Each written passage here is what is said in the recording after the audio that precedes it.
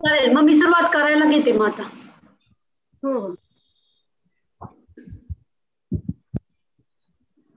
स्त्री म्हणजे अडथळ्यांवर मात. स्त्री म्हणजे अडथळ्यांवर मात. स्त्री म्हणजे जीवनभराची साथ. जबाबदारी सकट घेते भरारी. तक्रार नाही की थकवा नाही. जबाबदारी सकट घेते भरारी. तक्रार नाही की थकवा नाही. स्त्रियांना द्या इतका मान की वाढे आपल्या देशाची शान. स्त्रियांना द्या इतका मान की वाढे आपल्या देशाची शान. नमस्कार मैत्रिणींनो, कशा आहात? मजेत ना? मी स्मिता मिलिंद वाणी, चैतन्य महिला मंडळातर्फे आजच्या महिला दिनानिमित्त या ऑनलाईन कार्यक्रमात सर्वांचे अगदी मनापासून स्वागत करते. करोनाच्या या काळात सुद्धा आपण सर्वांनी आपला उत्साह कायम ठेवून नाविन्यपूर्ण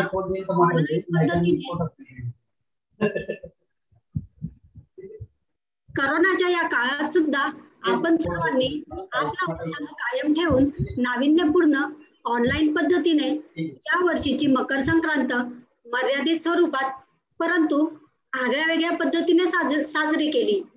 सर्व सख्यांचे बहुडंगी, बहुरंगी आणि एक से एक बडखर हळदी कुंकवाचे, हलव्याच्या दागिन्यांचे, रांगोळींचे नेत्रसुखद व्हिडिओ बघून खरोखर खूप आनंद झाला. थोडा विसावा घेऊन झाला ना, तर आता सज्ज होऊया स्वतःचेच कौतुक करायला आणि करवून घ्यायला. याला कारण अर्थातच येणाऱ्या महिला दिनाचे निमित्त. आपल्या सर्वांना ज्ञातच आहे की संपूर्ण स्त्री जातीला अभिमान वाटावा असा जागतिक महिला दिन 8 मार्च रोजी दरवर्षी उत्साहात साजरा केला जातो. तसे तर प्रत्येक दिवस हा महिलांसाठी सन्मानजनकच आहे, परंतु 8 मार्च 1908 रोजी न्यूयॉर्क येथे महिला कामगारांनी स्वतःच्या हक्कांसाठी लढलेल्या लढ्याची आठवण म्हणून हा दिन साजरा केला जातो. महिला दिन व आजचा आपला विषय मासिक पाळी या दोहोंचा ताळमेळ साधून आपल्यातील एका सखीने छान शब्दांची गुंफण केली आहे. चला तर मग एक छान कविता ऐकूया. तिच्याच शब्दात. कवयित्री आहे सौ सपना भामरे. सौ सपना भामरे यांना मी आमंत्रित करते, त्यांनी आपली कविता सादर करावी. धन्यवाद स्मिता. एक मिनिट सपना, एक मिनिट. कोणाचा तरी स्पीकर ऑन आहे. स्वाती बोलते, तुझा स्पीकर ऑन आहे, तू म्यूट कर ना. तिला फोन पण जात नाहीये. स्वाती, तुला ऐकायला येते का? स्वाती बोरसे.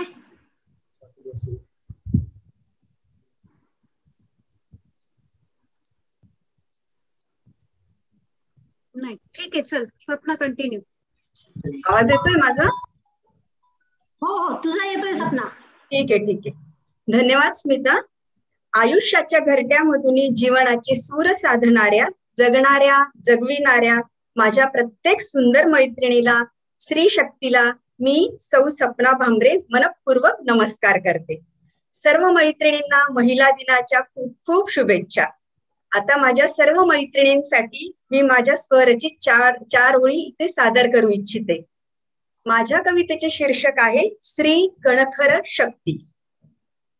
अजूनही ओळखले नाहीस तू स्वतःला, अजूनही ओळखले नाहीस तू स्वतःला, कोण आहेस विचार एकदा तू मनाला, कोण आहेस विचार एकदा तू मनाला. मोकळे हे आकाश खुणावत आहे तुला, मोकळे हे आकाश खुणावत आहे तुला, घे उंचच उंच भरारी पुन्हा भीड गगनाला, घे उंचच उंच भरारी पुन्हा भीड गगनाला. अधुरी तू स्त्री नाही, अधुरी तू स्त्री नाही, नसे तू अबला नारी, जगत जननी असे तू, तूच जगास उद्धारी, जगत जननी असे तू, तूच जगास उद्धारी. माता म्हणून रूप तुझे प्रजनन क्षमता धारी, माता म्हणून रूप तुझे प्रजनन क्षमता धारी, नर तुझ्याशिवाय अधुरा तूच अर्धांगिनी नारी, नर तुझ्याशिवाय अधुरा तूच अर्धांगिनी नारी. नात्यामधील गुंफण तू, नात्यामधील गुंफण तू, आजच्या युगाची प्रगती तू, प्रयत्नांना लाभलेली उन्नती तू, स्वतःच्या अस्तित्वाचाही आता विचार कर थोडा तू, स्वतःच्या अस्तित्वाचाही आता विचार कर थोडा तू. आयुष्याचा मध्यबिंदू आता अनुभवाच्या उंबरठ्यावर, आयुष्याचा मध्यबिंदू आता अनुभवाच्या उंबरठ्यावर. आरोग्य जपूया मैत्रिणींनो जीवनाच्या या रंगमंचावर, आरोग्य जपूया मैत्रिणींनो जीवनाच्या या रंगमंचावर. कणखर शक्ती आहोत आपण, कणखर शक्ती आहोत आपण, आधुनिकतेसोबत आयुर्वेदाचीही कास धरू. कणखर शक्ती आहोत आपण, आधुनिकतेसोबत आयुर्वेदाचीही कास धरू. रजस्वला ते रजो निवृत्तीचे, रजस्वला ते रजो निवृत्तीचे आनंदातच स्वागत करू. महिला दिनाचे औचित्य साधून विचारांचेच सिंचन करू, महिला दिनाचे औचित्य साधून विचारांचेच सिंचन करू. तना मनाची काळजी घेऊन आयुष्यात सुखाचेच रंग भरू, तना मनाची काळजी घेऊन आयुष्यात सुखाचेच रंग भरू, सुखाचेच रंग भरू. धन्यवाद. अरे वा, छानच स्वप्ना. स्त्रीचे विविध रूपे, तिचा पूर्ण जीवन प्रवास तू खूप छान पद्धतीने शब्दबद्ध केलास. धन्यवाद. वळूया पुढच्या कार्यक्रमाकडे. एक यावा असा दिन, ना राहो महिला दिन. एक यावा असा दिन, ना राहो महिला दिन. रोज असावा महिला दिन. संपूर्ण जगात वेगवेगळ्या प्रकारे महिला दिनानिमित्त स्तुत्य उपक्रम राबविले जातात. नेहमीच नाविन्यपूर्ण आणि तुम्हा सर्व सख्यांच्या सहकार्याने कार्यक्रमाला यशाची झालर चढवणाऱ्या चैतन्य महिला मंडळाने देखील अतिशय नाजूक परंतु महत्वाच्या विषयावर चर्चासत्र आयोजित केले आहे. सखींनो, आपणा सर्व स्त्रियांचे अस्तित्वच ज्यामुळे घडते ते म्हणजे कोणालाही न चुकणारी पाळी. पूर्वी 13-14 वर्ष वयापासून सुरू झालेले हे मासिक चक्र जवळजवळ 50-55 वर्षापर्यंत अविरत सुरू असे. परंतु हल्ली बदललेली जीवनशैली, खाण्यापिण्याच्या बदललेल्या पद्धती यामुळे हे वय 8-9 वर्षापर्यंत खाली आलेले आहे. याच विषयावर आधारित आपल्याशी संवाद साधण्याकरिता, आपल्या शंकांचे निरसन करण्याकरिता चैतन्य महिला मंडळाने ज्यांना आमंत्रित केले आहे त्या म्हणजे आयुर्वेदाचार्य वैद्य शालिनी अभिजित धामणे यांना. नावाप्रमाणेच वागण्यात व बोलण्यात शालीनता असलेल्या शालिनीताई यांनी BA-MS केले आहे. तसेच योग व आयुर्वेद यात त्यांनी डिप्लोमा केला आहे. आयुर्वेदिक कॉस्मेटॉलॉजी याचा त्यांनी सर्टिफिकेट कोर्सही केला आहे. गेल्या 16 वर्षापासून आयुर्वेदाची यशस्वीरित्या प्रॅक्टिस ते ठाण्यामध्ये करत आहेत. त्याचबरोबर आयुर्वेदिक ब्युटी ट्रीटमेंट पण त्या देतात. महिला मंडळाला वेळोवेळी आरोग्यविषयक मार्गदर्शन करणाऱ्या शालिनीताई या योगा टीचर म्हणून योगा शिकवण्याचे कार्यही करत होत्या. डायबेटीस, मायग्रेन, वातव्याधी, पिंपल्स, वांग, केस गळती या सर्वांवर त्या यशस्वीरित्या उपचारही करतात. मुलांची रोग प्रतिकारक शक्ती वाढवण्यासाठी सुवर्ण प्राशन कॅम्प गेली 11 वर्षापासून त्या घेत आहेत. गेल्या 3-4 वर्षापासून महिला दिनाचे औचित्य साधून डायबेटीस, ॲनेमिया, वातव्याधी इत्यादीसाठी त्या कॅम्पही आयोजित करतात. धन्वंतरी जयंतीला त्या आहारातून आरोग्याकडे या विषयावर मार्गदर्शनही करतात. वेगवेगळे उपक्रम राबवून शिरपेचात मानाचा तुरा रोवणाऱ्या अशा या शालिनीताई समाजातील नामवंत डॉक्टर आहेत. आणि हो, आपल्यासाठी अभिमानाची बाब म्हणजे आपल्या चैतन्य महिला मंडळातीलच त्या एक सदस्य आहेत. अशा या शालिनीताई आज आपल्याला लाभलेल्या आहेत.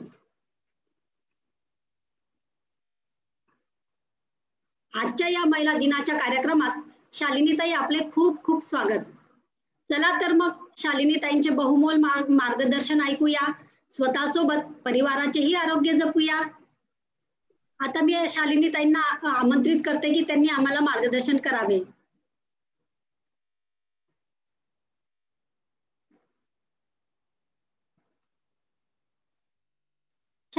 शालिनीताई तुमचा हे नाहीये, म्यूट वर आहात तुम्ही, अनम्यूट करा. हॅलो, आला आवाज? हा आता येतोय. धन्यवाद सर्व चैतन्य महिला मंडळाचे आणि सगळ्या यशस्वी महिला मंडळाचे स्वागत आणि मला आमंत्रित केल्याबद्दल धन्यवाद. आज आपण जो विषय बोलणार आहोत तो खरंच खूप क्लिष्ट आहे, म्हणजे सगळ्यांचा माहितीचाच आहे पण तरी सुद्धा तो क्लिष्ट आहे. म्हणजे त्यामुळे विषयाचा थोडंसं हे सविस्तरपणे मी याचा प्रयत्न करते की तो तुम्हाला त्या हिशोबाने एक्सप्लेन करण्याचा प्रयत्न करते. सुरू करायचं लगेच आपण. एक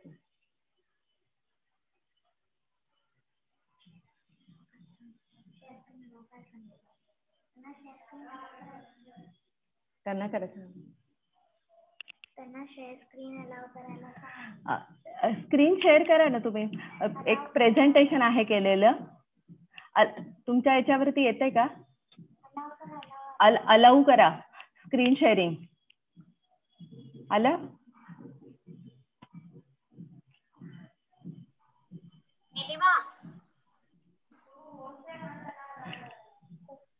होस्ट कोण आहे मीटिंगचे? त्यांनी निलिमा आवाज जात नाही का निलिमाला? म्यूट केलंय का त्यांनी? हो म्यूट आहे.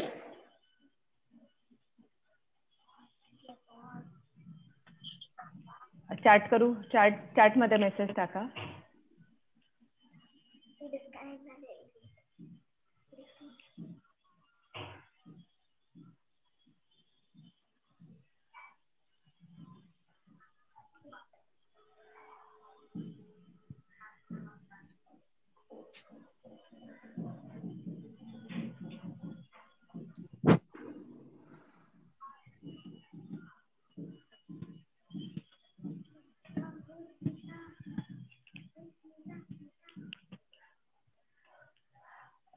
स्मिता त्यांचा येतोय मला, तुमचाच आहे, तुम्हालाच करायला लागेल स्क्रीन शेअर.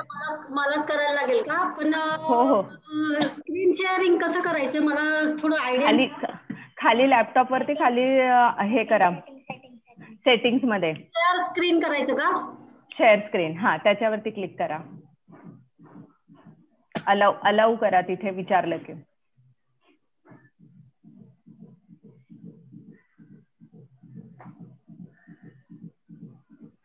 येतंय खाली? यू आर स्क्रीन शेअरिंग तर आलंय. नाही स्मिता, तू 3 डॉट्स वरती जा तुझ्या खाली, तुला तिकडे लगेच येईल सेक्युरिटी म्हणून येईल. सेक्युरिटी वरती जा आणि मग स्क्रीन शेअर अलाउ कर. अलाउ टू पार्टिसिपेंट कर. अगं तू मला केलंय वाटतं होस्ट. नाही ती लेफ्ट झाली ना म्हणून तू होस्ट झालीस. मला माहित नाही, मला अर्चना सांगते, थांब जरा मी बघते. एक मिनिट.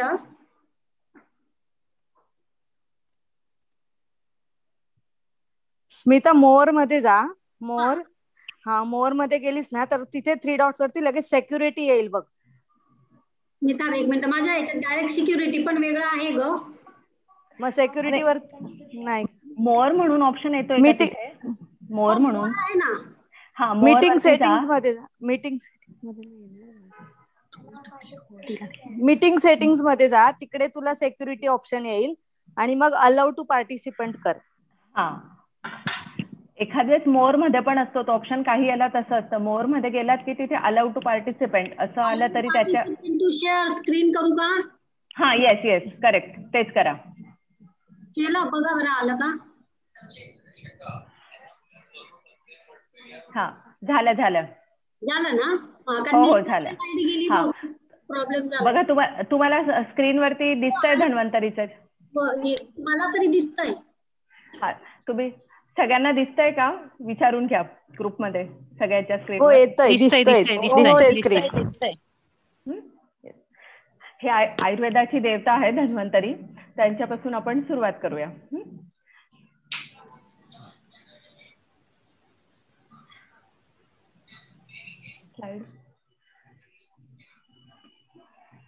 आजचा आपला विषय मासिक पाळी, आधुनिक आणि आयुर्वेदिक विचार. आधुनिक आणि आयुर्वेदिक विचार ही, तर सुरुवात आपण याच्यापासूनच बघूया की सृष्टीची उत्पत्ती कशी झाली, म्हणजे स्त्रीचा जन्म. मगाशी यांनी कविता म्हटली ती खूपच सुंदर होती. त्या कवितेच्याच अनुषंगाने आज मी सांगते की स्त्री ही सगळ्या त्याच्यात भाग येते. म्हणजे अर्धांगिनी ह्या याच्यातूनच अर्धनारी नटेश्वराची ही चित्र आहे समोर मी ठेवलेलं. अर्धनारी नटेश्वर म्हणजे काय, शिव आणि पार्वती. तर शिव हा शक्तीशिवाय अपूर्ण आहे आणि शक्ती ही शिवाशिवाय अपूर्ण. म्हणून स्त्री आणि पुरुष ह्या दोन याच्यातूनच सृष्टीची निर्मिती झाली. शिव आणि शक्ती. शक्ती म्हणजे काय, तर प्रकृती निर्गुण निराधारी. ही लाईन सगळ्यांना माहिती असेलच, ऐकलंय का कधी सगळ्यांनी? मला अनम्यूट करून रिस्पॉन्स द्या. हो. प्रकृती निर्गुण निराधारी कुठे ऐकलंय, आठवतंय? आरती, येस, महालक्ष्मीची आरती. मार्गशीर्ष महिन्यातली जी आरती आपण म्हणतो त्या गुरुवारच्या, तर महालक्ष्मीची आरती. सांख्य म्हणती प्रकृती निर्गुण निराधारी. म्हणजे प्रकृती असते ती निर्गुणात्मक असते आणि ती जेव्हा शिवयुक्त होते तेव्हा तिच्यामधील जे सुप्त गुण असतात ते प्रकट रूपात येतात आणि त्या प्रकट रूपातून आलेल्या विराट स्वरूप धारण करते. त्या विराट स्वरूपातूनच अहंकार निर्माण होतो आणि त्या अहंकारातूनच आपल्यामध्ये जे 3 गुण दिसतात, सत्व, रज, तम, हे 3 गुण तयार होतात. ह्या 3 गुणांमधूनच पुढे प्रवृत्ती होते ती पंचमहाभूत, पंचतन्मात्रा आणि पंच ज्ञानेंद्रिय, जे आपल्याला माहितीच आहे सगळ्यांना. नाक, कान आणि यांचे सगळे सेन्सरी ऑर्गन, पंच ज्ञानेंद्रिय आणि पंचकर्मेंद्रिय, ह्या सर्वांचं मिळून आपलं शरीर तयार होतं. फक्त फरक इतकाच आहे की स्त्री शरीरातील आणि पुरुष शरीरातली रचनात्मक दृष्ट्या फरक. आज त्या फरकाला का इतकं महत्व आहे, स्त्री शरीर आणि पुरुष शरीर का इतकं वेगळं आहे, त्याविषयी आज आपण बोलणार आहे. आणि त्याला इतकं महत्व का द्यायचं आहे, तर त्याच्या अनुषंगाने आपण पुढील भाग थोडासा तरी हा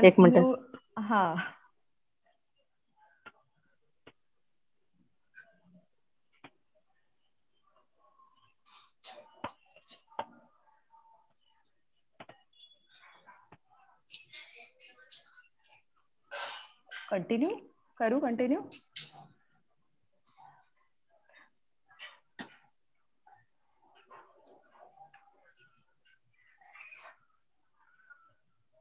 करू.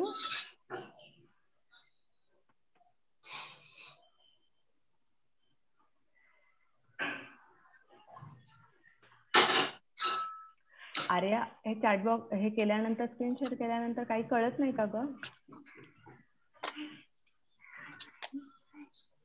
खाली म्यूट आणि हॅलो हॅलो हॅलो हॅलो, आवाज येतोय माझा? येतोय ना? परमसूक्ष्मातून स्थूलाकडे येणारा जो स्रोत असतो, सृजन शक्तीची देवता अधिष्ठात्री. एक मिनिट. अधिष्ठात्री, मूळ आदिमाया, आदिशक्ती अशा स्वरूपातून अभिव्यक्त होत असलेल्या त्या आदिशक्तीला वंदन करून सृष्टीच्या पुनरुत्पत्तीला कारणीभूत असणाऱ्या स्त्री विशेष बद्दल आज आपण बोलणार आहोत. तर स्त्रीचं विशेष इतकं काय, तर सगळ्यांना हे माहिती, असं म्हटलं जातं की देवाने जेव्हा स्त्री निर्माण केली तेव्हा ती खूपच विचार करून तयार केली आहे. म्हणजे सृष्टीतील सगळं सौंदर्य एकवट करून स्त्रीची निर्मिती झाली आहे. तर त्यातील महत्वाचा अवयव म्हणजे गर्भाशय. तर गर्भाशय हा स्त्री शरीरातील महत्वाचा अवयव. तर त्याच्या पूर्ण शरीराचा भाग असा म्हणून तो कुठे असतो, आपण त्याविषयी थोडासा आधी अभ्यास करू. रचनात्मक दृष्ट्या आपलं शरीर कसं बनलेलं असतं. तर शरीर आहे दोष धातू मलम मूलानाम ही शरीरम, अशी आयुर्वेदात त्याची व्याख्या केलेली आहे. म्हणजे शरीरात आपल्याला काय काय असतात, दोष, धातू आणि मल. तर ह्या सगळ्यांचं इतकं का महत्व आहे आणि त्या सगळ्यांना व्यवस्थित ठेवण्यासाठी किंवा आपण घेतलेल्या आहाराचं पचन करण्यासाठी आपल्या शरीरात अग्नी असतो. हा अग्नी काय करतो, आपण पचन करतो. अग्नी म्हणजे जागृत असतं, जिवंतपणाचं लक्षण आहे. शांतग्नो म्रियते असं म्हटलं जातं. म्हणजे अग्नी शांत झाला की मृतत्व आलं. तर हे जे 7 धातू असतात आपल्या शरीरातील, दोष आणि धातू, या सगळ्यांच्या नॉर्मल म्हणजे त्यांच्या सगळ्या क्रिया व्यवस्थित राहण्यावरच आपलं आरोग्य निर्माण असतं. म्हणजे असं समदोषः समदिच्च समधातू मल क्रिया प्रसन्न आत्मेंद्रिय मन स्वस्थ इत्यादी देते. म्हणजे तर तुमचे हे साती धातू मल हे जर व्यवस्थित असतील तरच तुमचा आत्मा आणि मन हे आणि इंद्रिय हे सगळे स्वस्थ असते. मग याची आपण कशी काळजी घेतली पाहिजे, तर त्याच्यात एक भाग म्हणजे आपल्या धातूंपैकी शुक्र आणि आर्तव हे जे दोन पुरुष आणि स्त्री शरीरातील फरक. पुरुषांमध्ये शुक्र हा धातू असतो तर स्त्रियांमध्ये आर्तव. आर्तव हा शब्द तुमच्या माहिती नसेल, पण आर्तव म्हणजेच मासिक पाळीतला एक भाग, आर्तव निर्मिती होणं. तर मासिक पाळी कशी सुरू होते त्या संबंधित एक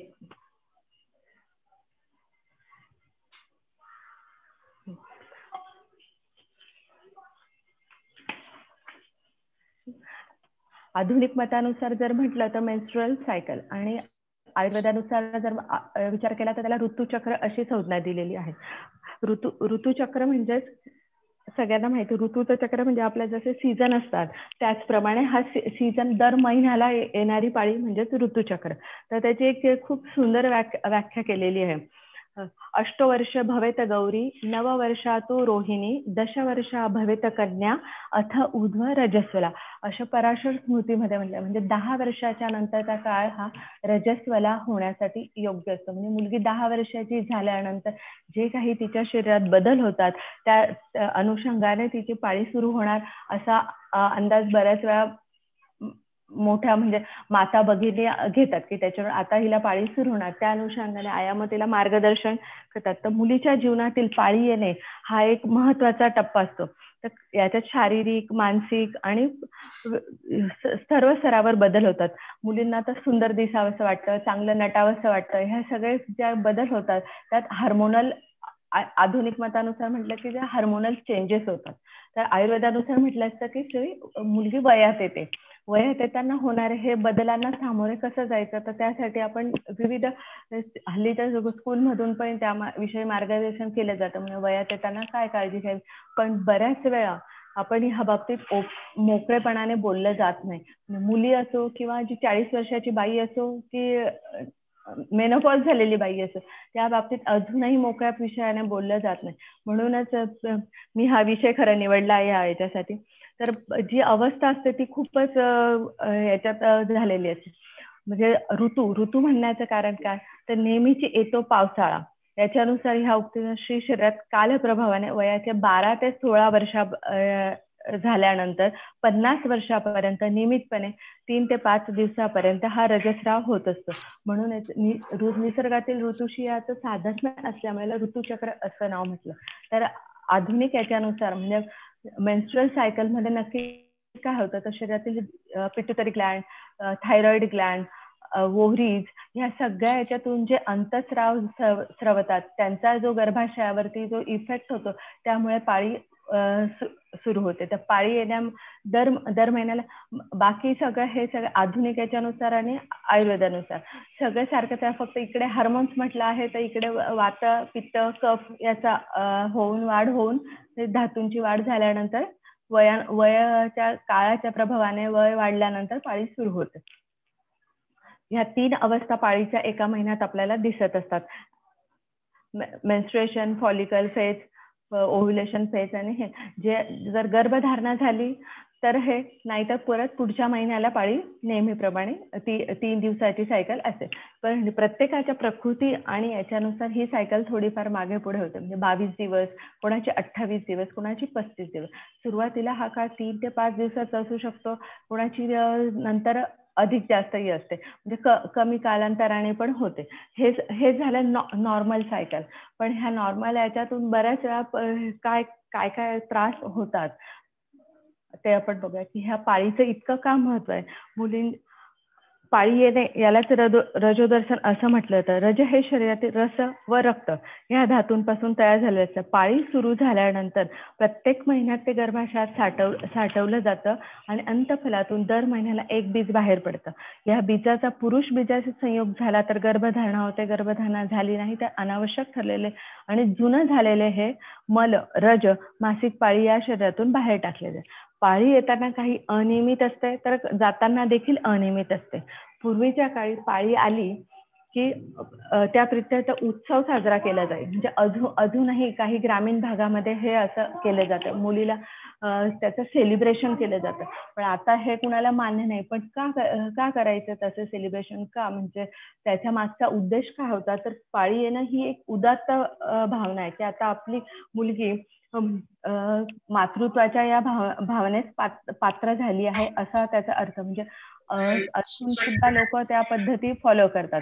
बऱ्याच जणांचं त्याबद्दलचं मत की अवडंबर करणं वगैरे आहे असं, पण जर ग्रंथामध्ये बघितलं तर त्याच्या मागची भावना ही एकच. पूर्वीच्या काही सोनोग्राफी किंवा काही इन्व्हेस्टिगेशन नव्हते, तर मग कसं कळेल की ही मुलगी योग्य वयात आली आहे किंवा तिचं हे सुरू झालंय? तर तेव्हा ह्या सगळ्या गोष्टी लोकांच्या किंवा समाजाच्या निदर्शनास आणण्यासाठी पाळीचा उत्सव केला जायचा. आणि अजून की त्या काळामध्ये बऱ्याच की वेगळं बसवलं जायचं.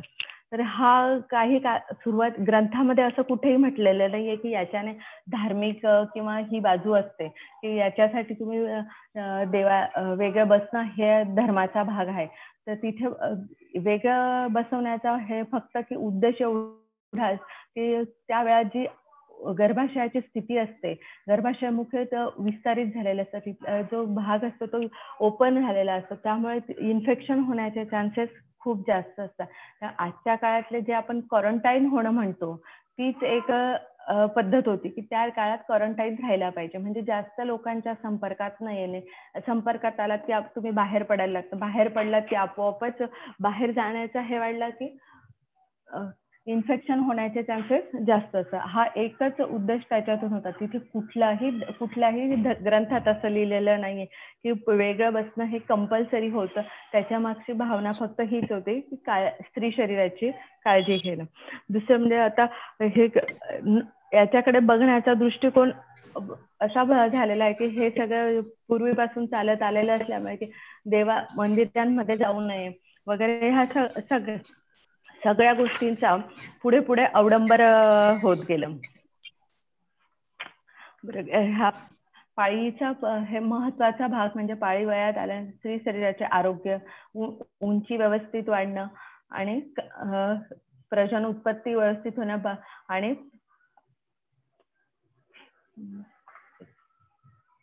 अपत्य निर्मिती आणि सुखी कामजीवन.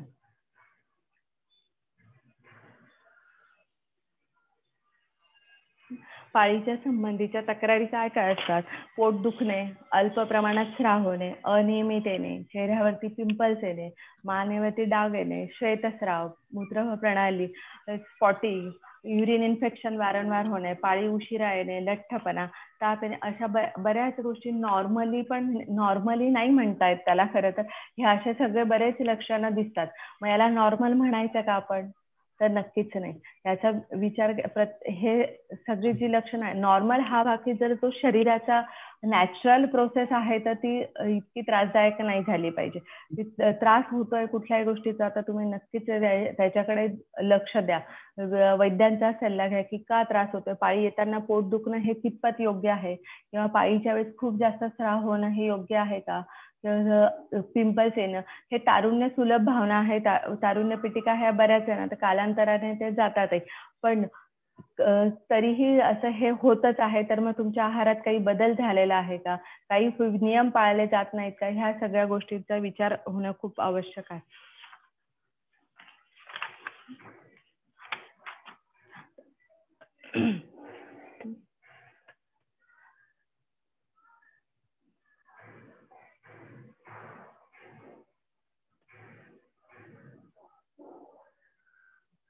तर पाळीच्या वेळेत काय काय काळजी घ्यावी, हे साधारण सगळ्यांना स्वच्छता हा भाग तर माहितीच आहे. शारीरिक, मानसिक आणि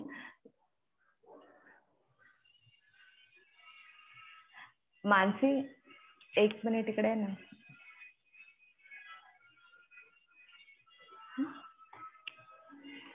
एक ये ना पटकन.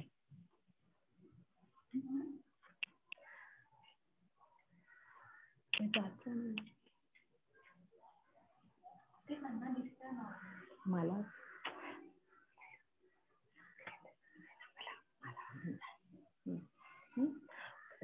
दिवसातून एकदा स्नान करायचे. स्थानिक स्वच्छतेमध्ये काय काय काय हे केलं पाहिजे. महत्वाचा भाग म्हणजे रोजची त्या भागांची स्वच्छता झालीच पाहिजे. दिवसातून एकदा स्नान करणे, तर याचा मागचा उद्देश काय आहे की दिवसातून एकदा स्नान करण्यामुळे जर दिवसातून जास्त वेळा स्नान झालं तर दोष जे बाहेर पडत असतात ते बाहेर न जाता त्यांची दिशा ही बदलते, तिर्यक होतात. त्यामुळे कालांतराने, लगेच नसेल त्रास होत असला तरी कालांतराने पाळीच्या संबंधित तक्रारी सुरू होतात. आणि मानसिक दृष्ट्या आनंदी राहणे हे खूप महत्वाचे आहे. त्या शांत वातावरणात राहिले पाहिजे. जे मनाला जे आवडेल त्या गोष्टी केल्या पाहिजेत. दुसरं म्हणजे आहाराच्या बाबतीत तर खूप काही आहे. बऱ्याच आत्ताच्या ह्याच्यात आहाराविषयीची काळजी घेतली जात नाही.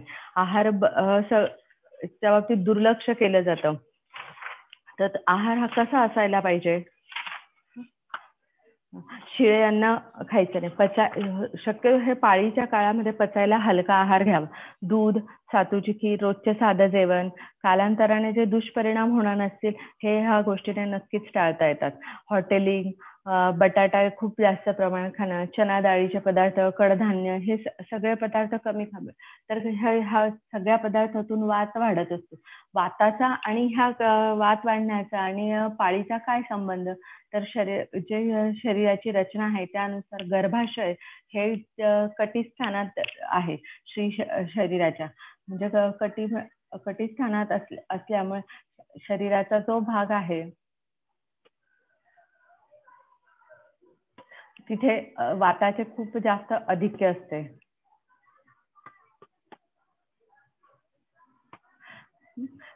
हा भाग म्हणजे वाताचा भाग, म्हणजे ह्या भागामध्ये सगळ्यात जास्त वाताचं आधिक्य असल्यामुळे तिथे जर आपण त्या काळामध्ये वात वाढवणारा आहार घेतला तर त्या वाताचा परिणाम नक्कीच होतो. त्यामुळे पोटात दुखणे ही प्रमाण खूप जास्त वाढते. जर साधारण ज्यांना हा कंप्लेंट असेल ना त्याने नक्की आपल्या स्वतःच्या आहाराचं थोडंसं ऑब्झर्वेशन करायला सुरुवात करा की काय बिघडत आहे आणि त्यामुळे पोटात दुखण्याचे हे तक्रार जास्त आहे. दुसरं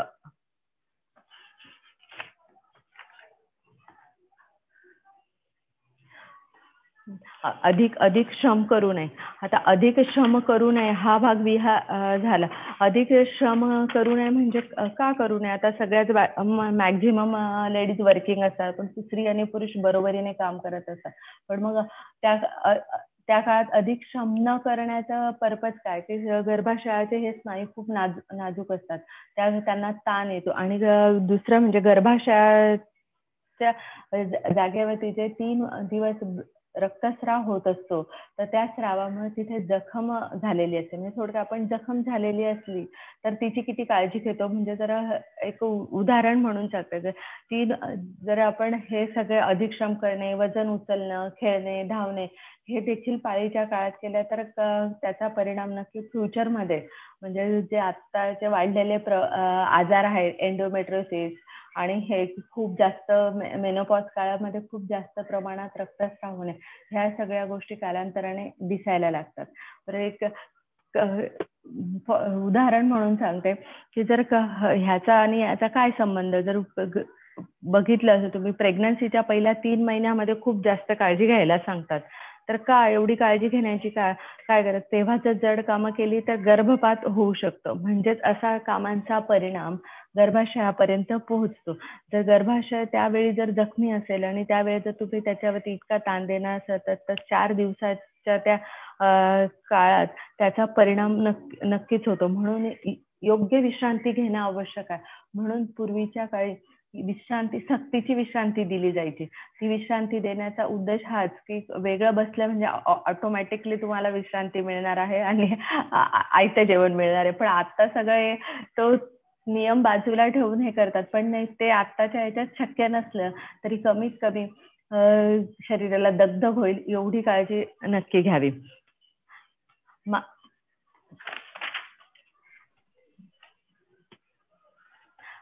डोक्यावरून अंघोळ करणे देखील ह्या काळात नाही सांगितलेले आहे. तर का जनरली आपण म्हणतो की पाळीच्या काळात केस धुवू नये, तर याच्या मागे सायंटिफिक रिझन आहे का काही. तर नक्कीच आहे. आधुनिक याच्यानुसार तरी त्यांच्या याच्यात काही नाहीये, पण आयुर्वेदात सांगितलंय की त्या दिवसामध्ये जर डोक्यावरून स्नान करणं, अभ्यंग उठणं शरीराला लावलं तर जे दोष बाहेर पडत असतात, मल भाग जो आहे, जो स्राव बाहेर पडत असतो, त्याची वाताची जी दिशा आहे ती तिर्यक होते आणि त्याचा परिणाम तुमच्या शरीरावर हळूहळू होतो. एकदा केल्याने लगेच कुठल्याही गोष्टीचा इम्पॅक्ट होत नसतो, पण जर हेच हेतू परत परत घडत राहिले तर फ्युचर मध्ये त्याचे नक्कीच त्रास होतात.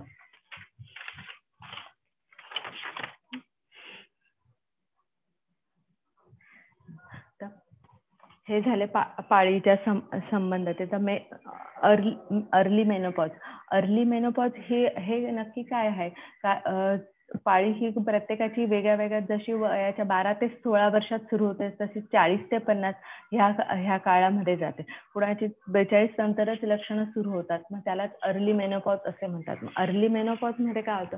ऑस्टिओपोरोसिस म्हणजे हाडं ठिसूळ होतात, फ्रॅक्चर होण्याचे चान्सेस जास्त होतात, हार्ट डिसीज, व्हजायनल डिस्चार्ज होतो, श्वेतस्राव होतो, रक्तस्राव होतो, त्यामुळे इचिंग होणं, खाज येणं, कोरडेपणा जाणवणं, ही सगळी लक्षणं दिसतात. आणि मूड स्विंग हे तर इतकं होत असतं की 60 सेकंदाला 61 मूड. मग हे काय आहे तर इतक्या वेळा मूड स्विंग होता, पण ही अवस्था बऱ्याच वेळा कळत नाही की हे का होतंय. तर त्यावेळेस घरातल्यांनी सपोर्ट करणं खूप आवश्यक आहे. म्हणजे मानसिक अवस्था तुमची जर हे झाली तर त्याचा परिणाम शरीराचा मनावर आणि मनाचा शरीरावर होतो. तसंच मानसिक अवस्था जपणं खूप आवश्यक आहे. तर मेनोपॉज हे रजनिवृत्ती. तर ही वयाच्या 45 ते 50 ह्या दरम्यान होतं. तर त्या जसं पाळी येताना देखील शारीरिक आणि मानसिक बदल होतात, तसेच पाळी जाताना देखील शारीरिक आणि मानसिक बदल होत असतात. तर हे बदल आपण सामोरे कसं जायचं, आता काळजी कशी घ्यायची? तर बऱ्याच वेळा कोणाला खूप ब्लिडिंग होतं, कोणाचं अनियमित होतं, त्वचा रुक्षता होते, मनाने खचून जातं, कोणाचं वजन सडन वाढतं, कोणाचं वजन एकदम कमी होतं, अंगात गरम वाटणं, धडधडणे, तोंडाची चव जाणे, ओटीपोटात दुखणे, कोणाला सडन कोलेस्ट्रॉल, बीपीचा त्रास होतो. तर ह्या सगळ्या गोष्टींचा, कोणाला चेहऱ्यावरती केस यायला लागतात, चिंता करणे असा स्वभाव होतो, एकदम चंचल स्वभाव होता. तर याची काळजी कशी घ्यायची? योग्य आहार, विहार आणि सूर्यनमस्कार, योग, ध्यान आणि वेळेत झोप. वेळेत झोप ही खूप महत्वाची आहे. वेळेत झोप म्हणजे 8 तासाची झोप कमीत कमी झाली पाहिजे. त्यामुळे शरीरात जे बदल होतात, हा जो 40 नंतरचा काळ असतो तो शरीराचा वात वृद्धीचा काळ असतो. म्हणजे वात अधिक वाढला शरीरातला, आपोआपच धातू शरीरातले सगळे कमी व्हायला लागतात, शरीराची ताकद कमी होते. त्यासाठी योग्य आहार घेणं. म्हणजे योग्य आहार म्हणजे काय करायचा आहार? तर साधारण उष्ण की ज्याच्याने कफ वाढणार नाही, आणि स्निग्ध की ज्याच्याने वात ची हे कमी होईल, तसा आहार घ्यायचा. मग त्याच्यात खारीक, खोबरं, अक्रोड, ड्रायफ्रूट, दूध, तूप, सर्व पालेभाज्या, कडधान्य, फळ यांचा समावेश आहारामध्ये असलाच पाहिजे. व्यायामामध्ये सूर्यनमस्कार हे खूप आवश्यक आहे. आणि म्हणजे आधुनिक मतानुसार पण हेच सांगितलं की मेनोपॉज मध्ये काय होतं, इस्ट्रोजन लेवल कमी होते, त्यामुळे हाडं ठिसूळ व्हायला लागतात. बऱ्याच वेळा इस्ट्रोजन आणि प्रोजेस्टेरॉन ह्या लेवल ड्रॉप झाल्या की कोलेस्ट्रॉल लेवल वाढतं, आणि कोलेस्ट्रॉल वाढले की ऑटोमॅटिकली बीपी आणि हे सगळे त्रास सुरू होतात. तर मग याच्यासाठी काय केलं पाहिजे?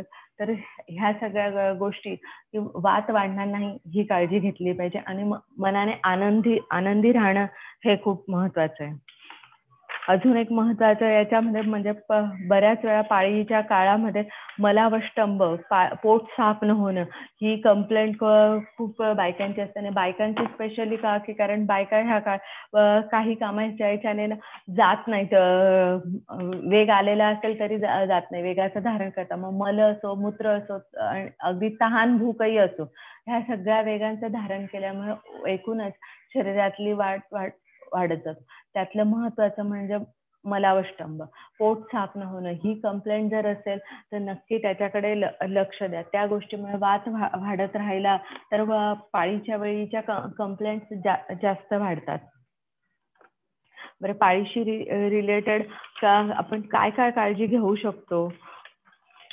तर पाळीच्या काळात मलावष्टम होणार नाही असा आहार घ्यावा. मग दूध आणि तुपाचा समावेश आहारात असला पाहिजे.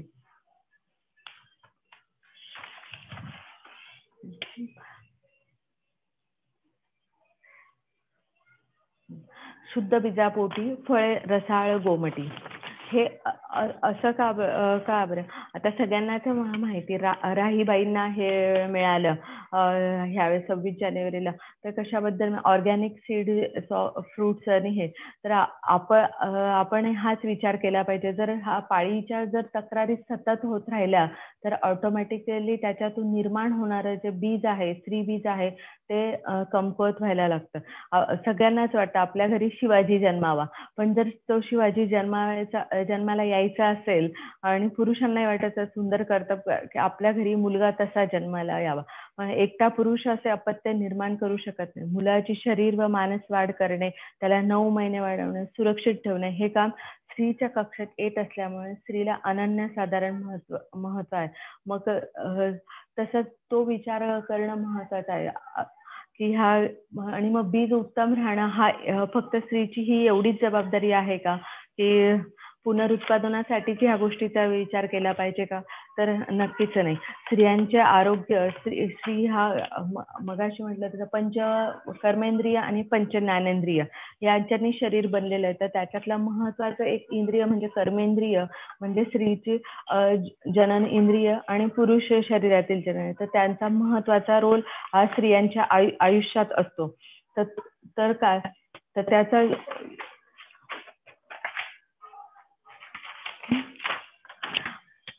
तर त्या अवयवांचं इतकं महत्व काय? तर गर्भधारणा, सुप्रजा निर्मिती, गर्भावस्थेमध्ये त्याची योग्य वाढ करून आणि स्त्रीचे आरोग्य राखणं. स्त्री व पुरुषांच्यातील ही आकर्षण, निसर्ग सुलभ भावना, या पुरुषार्थासाठी स्त्रीच्या नाजूकपणा, सौंदर्य, भावुकता या गोष्टी अभिप्रेत आहे.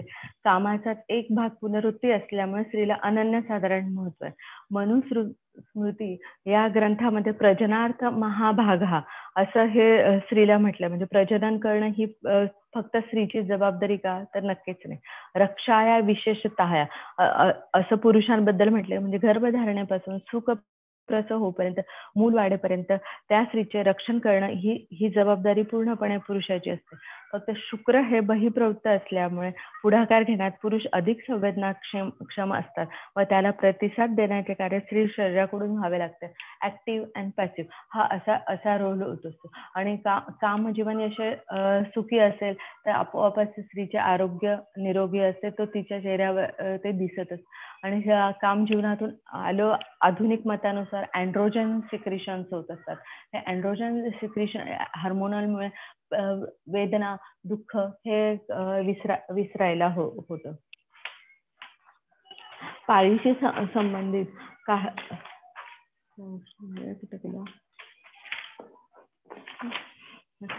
विकार, रजोनिवृत्तीनंतर बरेच विकार दिसायला. अत्यात्तर आधुनिक मतानुसार तर PCOD, uterine fibroid, cyst, polyp, endometriosis हे सगळे विकार आधुनिक याच्यानुसार दिसतात. आयुर्वेदानुसार अत्यार्थ, अनियमित रजस्राव, मानसिक दौर्बल्य, रसक्षमता, स्तनग्रंथी हा आता बऱ्यापैकी आढळणारा हे आहे. तर स्तनग्रंथी का होतात?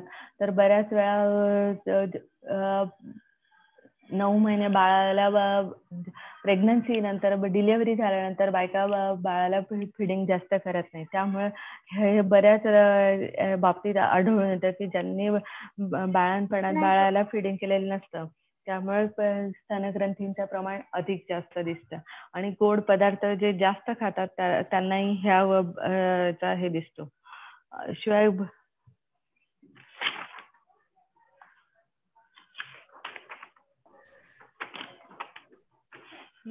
ह्या सगळ्या याच्यात मानसिक आरोग्यही तितकेच महत्वाचे असते. जी शरीर रचना आहे त्या रचनेनुसार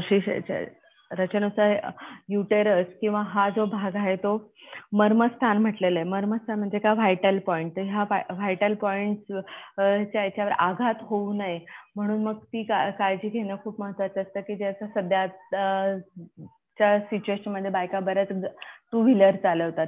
टू व्हीलर चालवण्यामुळे जे काही हादरे बसतात त्याचा देखील परिणाम गर्भाशयावरती होऊन कालांतराने याचे त्रास होतात. म्हणजे बेसिकली लगेच नसले होत तरी रजोनिवृत्तीच्या काळामध्ये युरिन कंट्रोल करता न येणे किंवा आघात झाल्यामुळे शारीरिक त्रास होणे, योनीच्या भागी वेदना होणे, दुखणे, हे सगळे प्रकार त्या आघाताच्या रिलेटेड बऱ्याच वेळा अनुभवास येतात.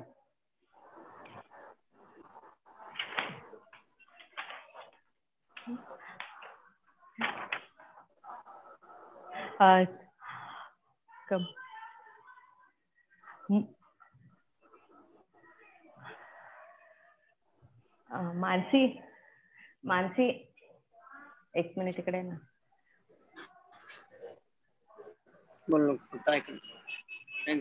आता मला हे एंड अप करायचं आहे. नाही, मला हे बघायची स्क्रीन, बाकीचे टेन्शन मला नाही आधीच ते दिसलं पाहिजे ना मला.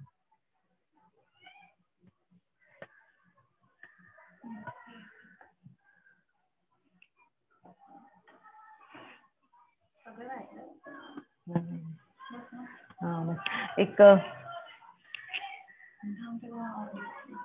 करावं लागेल का. एक व्हिडिओ आहे, मी तुम्हाला शेअर करते की तो त्या संदर्भातीलच, की पूर्वीच्या काळी मंदिरांमध्ये जाणं किंवा अजून पण आपण का ते मान्य करत नाही आहोत, की त्याच्याविषयीची काही धारणा आहे का किंवा अंधश्रद्धा आहे का. म्हणजे इव्हन जे धर्मगुरू आहेत रविशंकरजी किंवा सद्गुरू यांनी सुद्धा काही त्याच्याविषयीचं हे म्हटलंय की मंदिरांमध्ये का जाऊ नये, काय कारण आहे त्याच्या मागे. मग देवाला त्रास होतो का ह्या सगळ्या गोष्टीचा, की मंदिरात गेल्याने तर नाही, तर शरीराचे आरोग्य जपणे हाच एक त्याच्या मागचा उद्देश आहे. तर त्या संदर्भातील एक व्हिडिओ मी शेअर करते.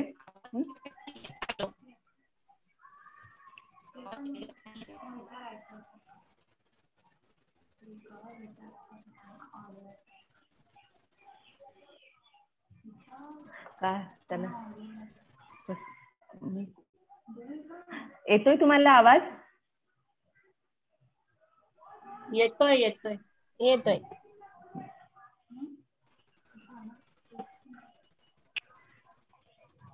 आवाज नाही येते.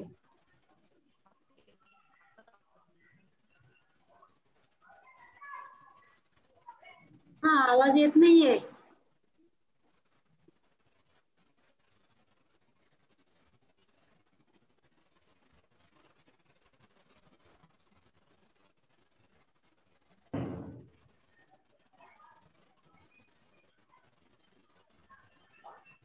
आवाज नाही येते.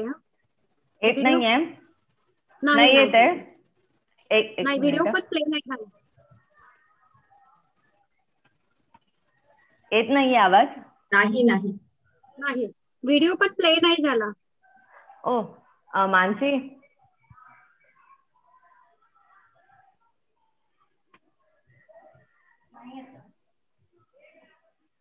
बस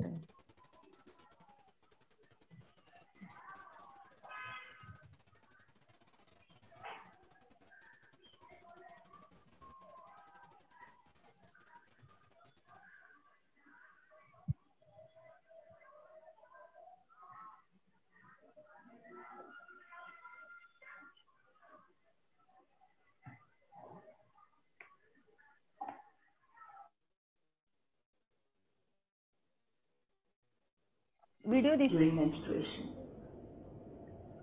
Some of you might be thinking, I've done these things during my period and nothing much happened. Hello. Medicine is rooted in quantum science, so is our architecture, especially temple architecture.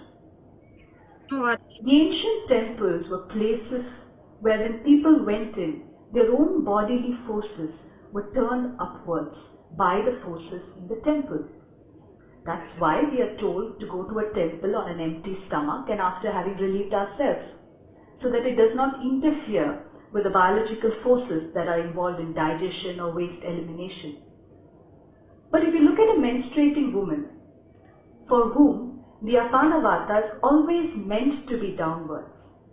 Now if she entered a temple, the forces in the temple are likely to turn the direction of the apana.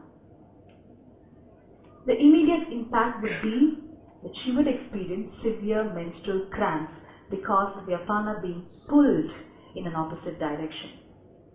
And that's the reason why traditionally women are told not to go to the temples during menstruation. Some of you might be thinking, I've done these things during my period and nothing much happened. Well, the right way of putting it would be nothing much happened which I noticed. Our mind is so used to everything being loud that we often miss subtle changes that happen in the body. But if we continue to put ourselves in spaces or undertake activities that repeatedly invert the apana or block it, then the long-term effects might not go unnoticed.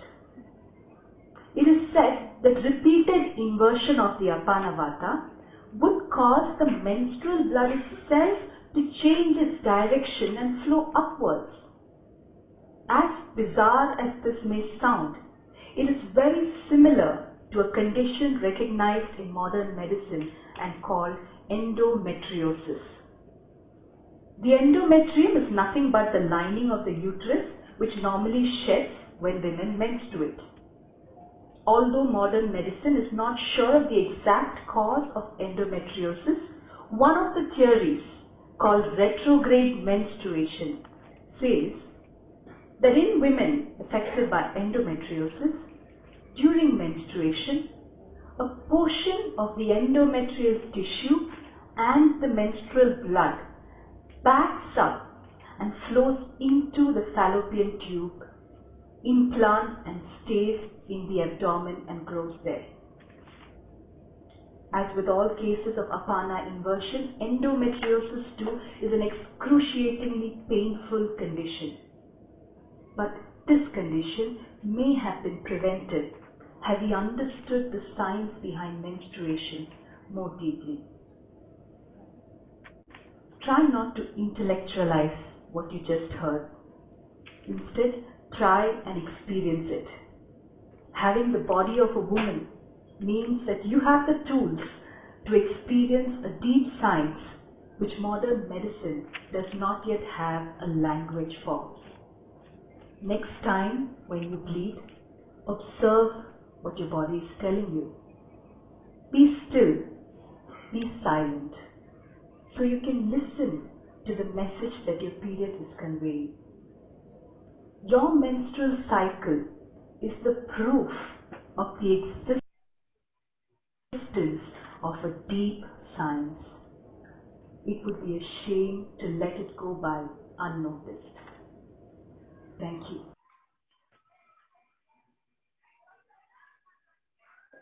माझी आता हे automatically हे होईल ना?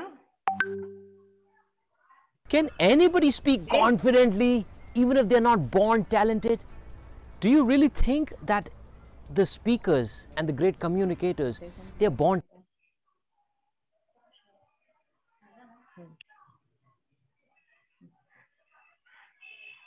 ह्या व्हिडिओमध्येही हे research झालेलं आहे याच्यावरती की मंदिरात जाण्याबद्दलचं काय आहे, त्याच्या मागचा उद्देश, काय त्रास होतो. त्यांनी रेट्रोवर्ट होतं म्हणजे काय होतं, अपान वायू म्हणजे जो शरीरातला जो वात असतो तो त्याची दिशा बदलते. त्यामुळे आपल्याकडे जे ग्रंथामध्ये सांगितलंय किंवा आपल्याकडे पूर्वीपासून जी पद्धत आलेली आहे की मंदिरात जाऊ नये, त्याच्या मागचं हेच की तिथे जी गुरुत्वाकर्षण शक्ती असते, त्याचं आर्किटेक्चर असतं, त्याचा परिणाम तुमच्या जो काही स्राव होत असतो त्याच्यावर होतो. त्यामुळे त्याची गती थांबते. गती थांबली म्हणजे तो कुठेतरी जातो. म्हणजे जसं नदीचं पाणी अडवलं गेलं की दुसऱ्या कुठेतरी जाणार, त्याच पद्धतीने ह्याची सुद्धा जी बाहेर पडणाऱ्या रक्ताची गती असते त्याची गती बदलते. गती बदलली की तो दुसरीकडे जाणार आणि दुसरीकडे गेल्यानंतर ते वेगळ्या वेगळ्या स्वरूपामध्ये तुम्हाला तो त्रास होणार. म्हणून मग मंदिरांमध्ये जाणं हे निषिद्ध सांगितलंय.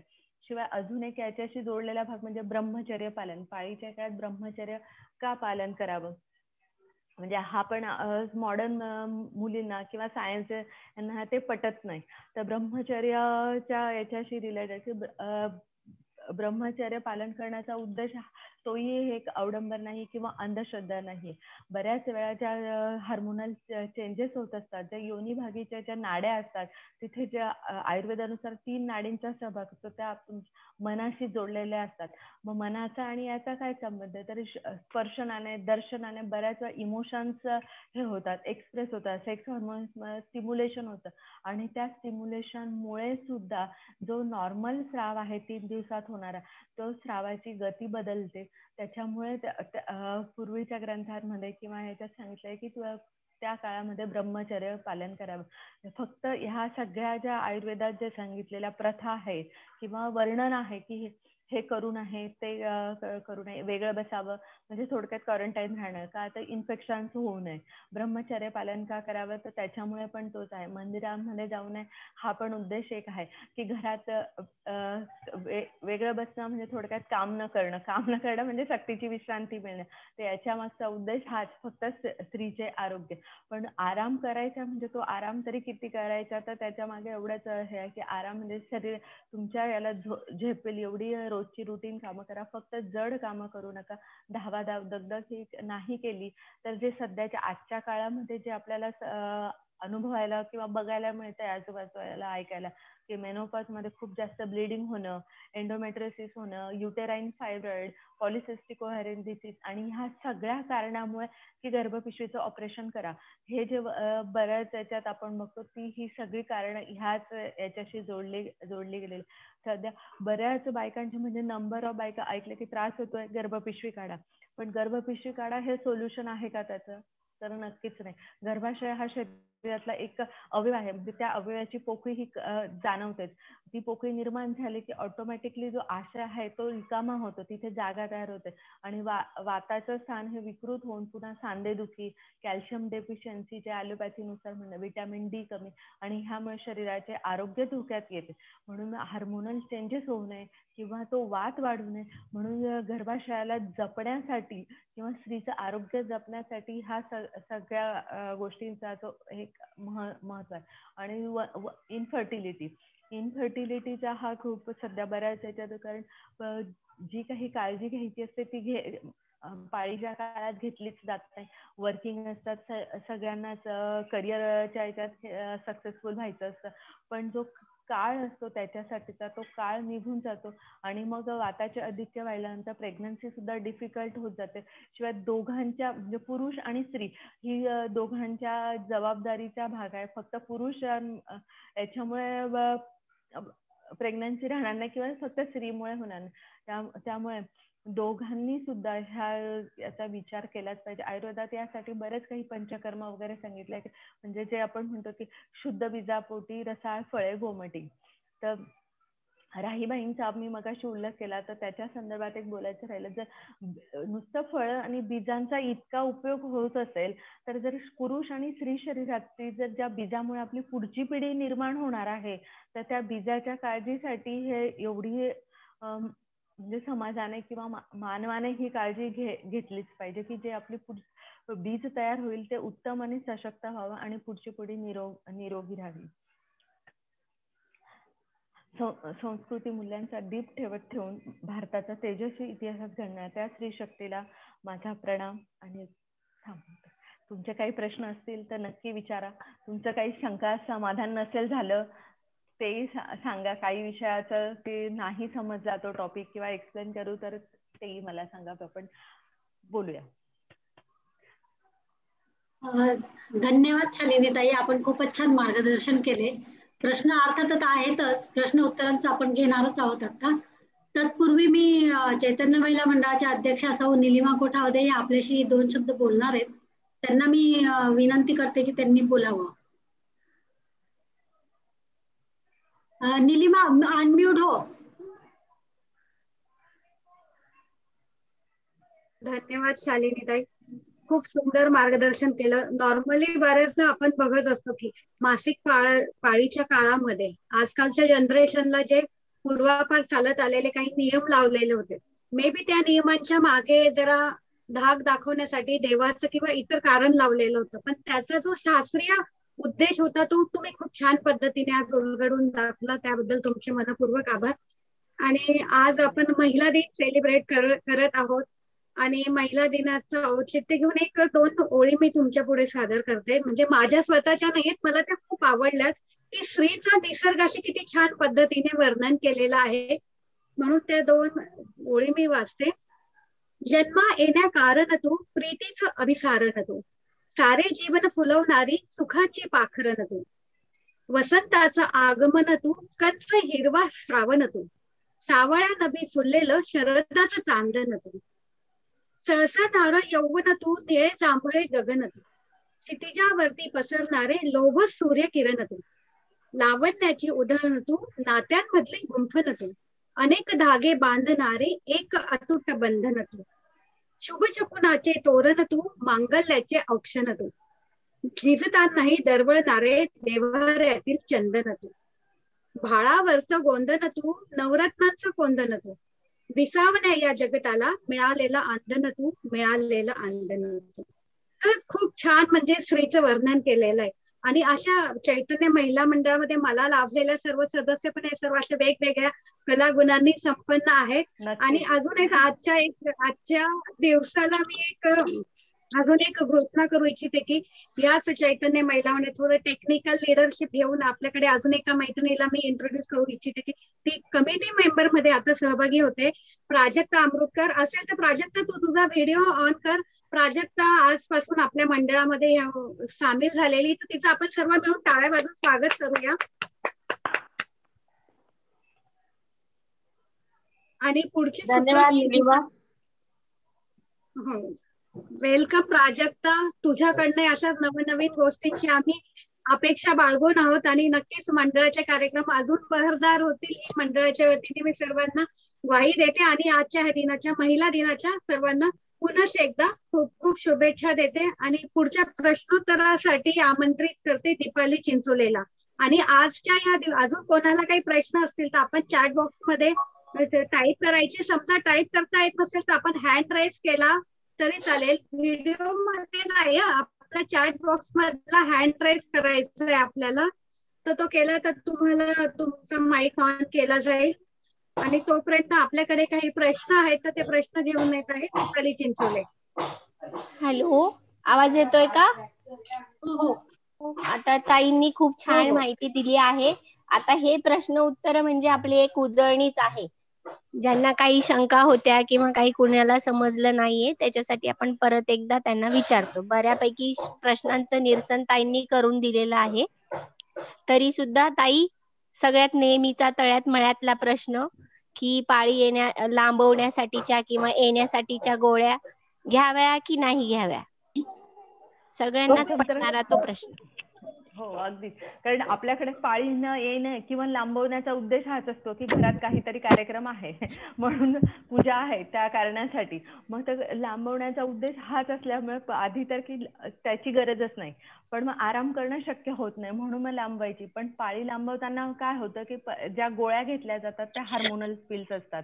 आणि पाळीमध्ये हार्मोनलची जी सायकल मी मगाशी दाखवली की जे शरीरातले सगळ्याच हार्मोनची इन्व्हॉल्वमेंट असते.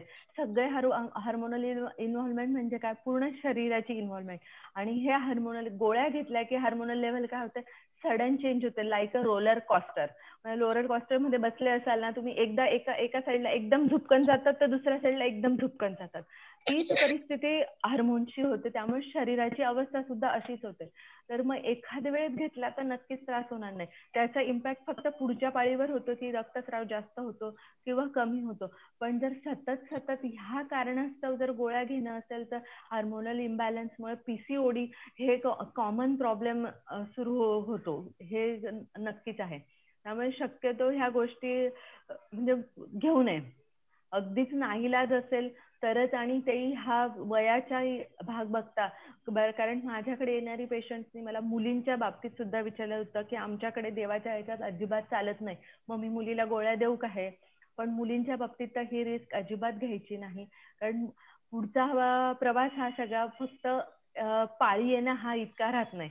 पाळीवरती आरोग्य असतं, पुढची अवस्था असते म्हणजे विवाहित झाल्यानंतर पुढचं जीवन आणि पुनरुत्पादन म्हणजे बाळ होणं, ह्या सगळ्या गोष्टीचा त्या हार्मोनल इम्बॅलन्सचा पुढे त्रास होतो. म्हणून म्हणजे घ्यायला नको. आयडियली तरी. पुढचा प्रश्न आहे की पाळीच्या वेळी पोट दुखणं हे नॉर्मल आहे का? नाही, नक्कीच नाही. पाळी ही जशी नैसर्गिक क्रिया आहे तसंच ती नैसर्गिकरित्या झाली पाहिजे. मग नैसर्गिकरित्या म्हणजे कसं, जे काही त्रास आहे ते तुमचं रोजचं रुटीन सांभाळून तुम्हाला ते सहन झाले पाहिजे.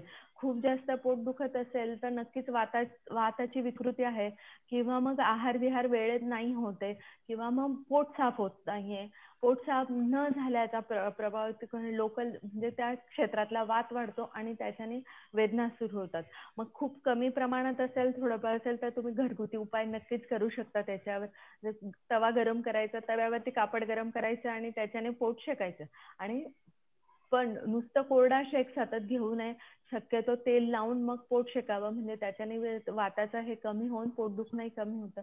पण असंही होत असेल की प्रत्येक वेळा पोट गोळीच घ्यावी लागत असेल तर याच्यासाठी नक्की तुम्ही डॉक्टरांचा सल्ला घ्या की अजून काय वेगळं कारण आहे का पोटदुखीचं, वय किती आहे, वयाचा काही हे आहे का. सुरुवातीला बऱ्याच मुलींना पोटात दुखलं, कालांतराने ते हळूहळू कमी होतं.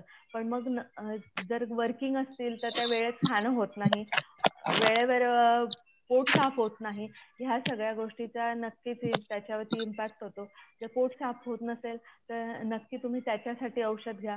रोजच्या रोज आहारात जर भिजवलेला काळ्या मनुका खाल्ला तर हा त्रास बऱ्यापैकी कमी होतो, मलावष्टंबाचा, आणि पुढचा त्रास कमी होतो. पण त्याच्या व्यतिरिक्तही दुसरं कारण असेल तर मग डॉक्टर नक्कीच तुम्हाला गाईड करतील त्या बाबतीत. बरं ताई, तेल लावायचं म्हणालात, कुठलं तेल लावावं ते पण सांगा. साधं तिळाचं तेल घरात असेल तरी शक्यतो चालतं, फार हे नाही, तिळाच्या तेलाने काम होतं. बर, दुसरं शारीरिक श्रम करू नये. शारीरिक श्रम करण्यामागे हाच की शारीरिक श्रम केले की एक तर गर्भाशयाची जी अवस्था असते त्या काळात ती जखम झालेली असते. म्हणजे जखम झाली की आपण जपतो की नाही, थोडं दुखावलं की किती त्रास होतो, जखमेला आपण थोडं बोटाला लागलं तरी आपण सांभाळतो. तर हे तर एवढा अंतर असलेला भाग आहे आणि तर 3 दिवस तिथून रक्त वाहत असतं. म्हणजे ती जखम आहे, त्या जखमेला अजून इजा होऊ नये म्हणून तेव्हा श्रम करणं टाळावं. म्हणजे पुढच्या याच्यासाठी काय होतं की जखम होते म्हणजे काय होतं, जो आतला स्तर असतो गर्भाशयाचा, आतल्या स्तराची ही लेअर शेड होत असते पाळीच्या वेळेस, आणि ती जी लेअर शेड होत असताना तिथे जर हे दुखावलं गेलं किंवा श्रमामुळे झालं तर ती लेअर थिक होत जाते, आणि थिक होत गेल्यानंतर रजोनिवृत्तीच्या काळात एंडोमेट्रियोसिस हा भाग बऱ्यापैकी बघायला मिळतो. आणि एंडोमेट्रियम झालं की मग कायमच पाळी जाईपर्यंत खूप अंगावरती जाणं ही एक कॉमन कंप्लेंट सुरू होते. डोक्यावरून स्नान करू नये. डोक्यावरून स्नान करण्याने काय होतं, तुझ्या शरीरातील दोष असतात, म्हणजे मळ, रजमल हा म्हटलेला आहे, तर तो दोष बाहेर पडत असतो, म्हणजे रक्तस्राव होत असतो. तो बाहेर पडत असताना जर तुम्ही शरीराची त्याची हे बदलली तर दोष सगळे तिर्यक होतात, म्हणजे ते शाखांमध्ये जातात. असं आयुर्वेदाच्या याच्यानुसार शाखा म्हणजे हात आणि पाय, त्यांची दिशा बदलते आणि ह्यामुळे पुढे दुसरे काही ना काहीतरी प्रॉब्लेम शरीर दाखवायला लागतं. म्हणून शक्यतो पाळीच्या 3 दिवसाच्या म्हणजे जोपर्यंत ब्लिडिंग होत आहे, प्रत्येकाचा हा काळ 3 दिवस 5 दिवस असा असू शकतो, तर त्यानुसार अभ्यंग स्नान करणे म्हणजे शरीराला उटणं लावून आंघोळ करणं, शरीराचं जास्त घर्षण करणं, डोक्यावर स्नान करणं ह्या टाळावं.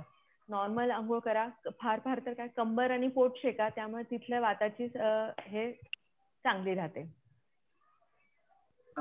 पुढचा प्रश्न आहे की कमी वयात पाळी गेली तर पुढे काय करावे? गेली तर ती अशी अचानक जात नाही. पहिलं म्हणजे पाळी आज म्हटलं आणि आता थांबली असं होत नाही. तर कमी वयात जाण्याच्या याच्याशी थोडा अनुवंशिक संबंध पण असतो. जर आईची, मावशी अशी कोणाची लवकर गेली असेल तो एक भाग. दुसरा भाग म्हणजे पाळी जाण्यापूर्वी किती वर्ष कमी प्रमाणात रक्तस्राव होत होता.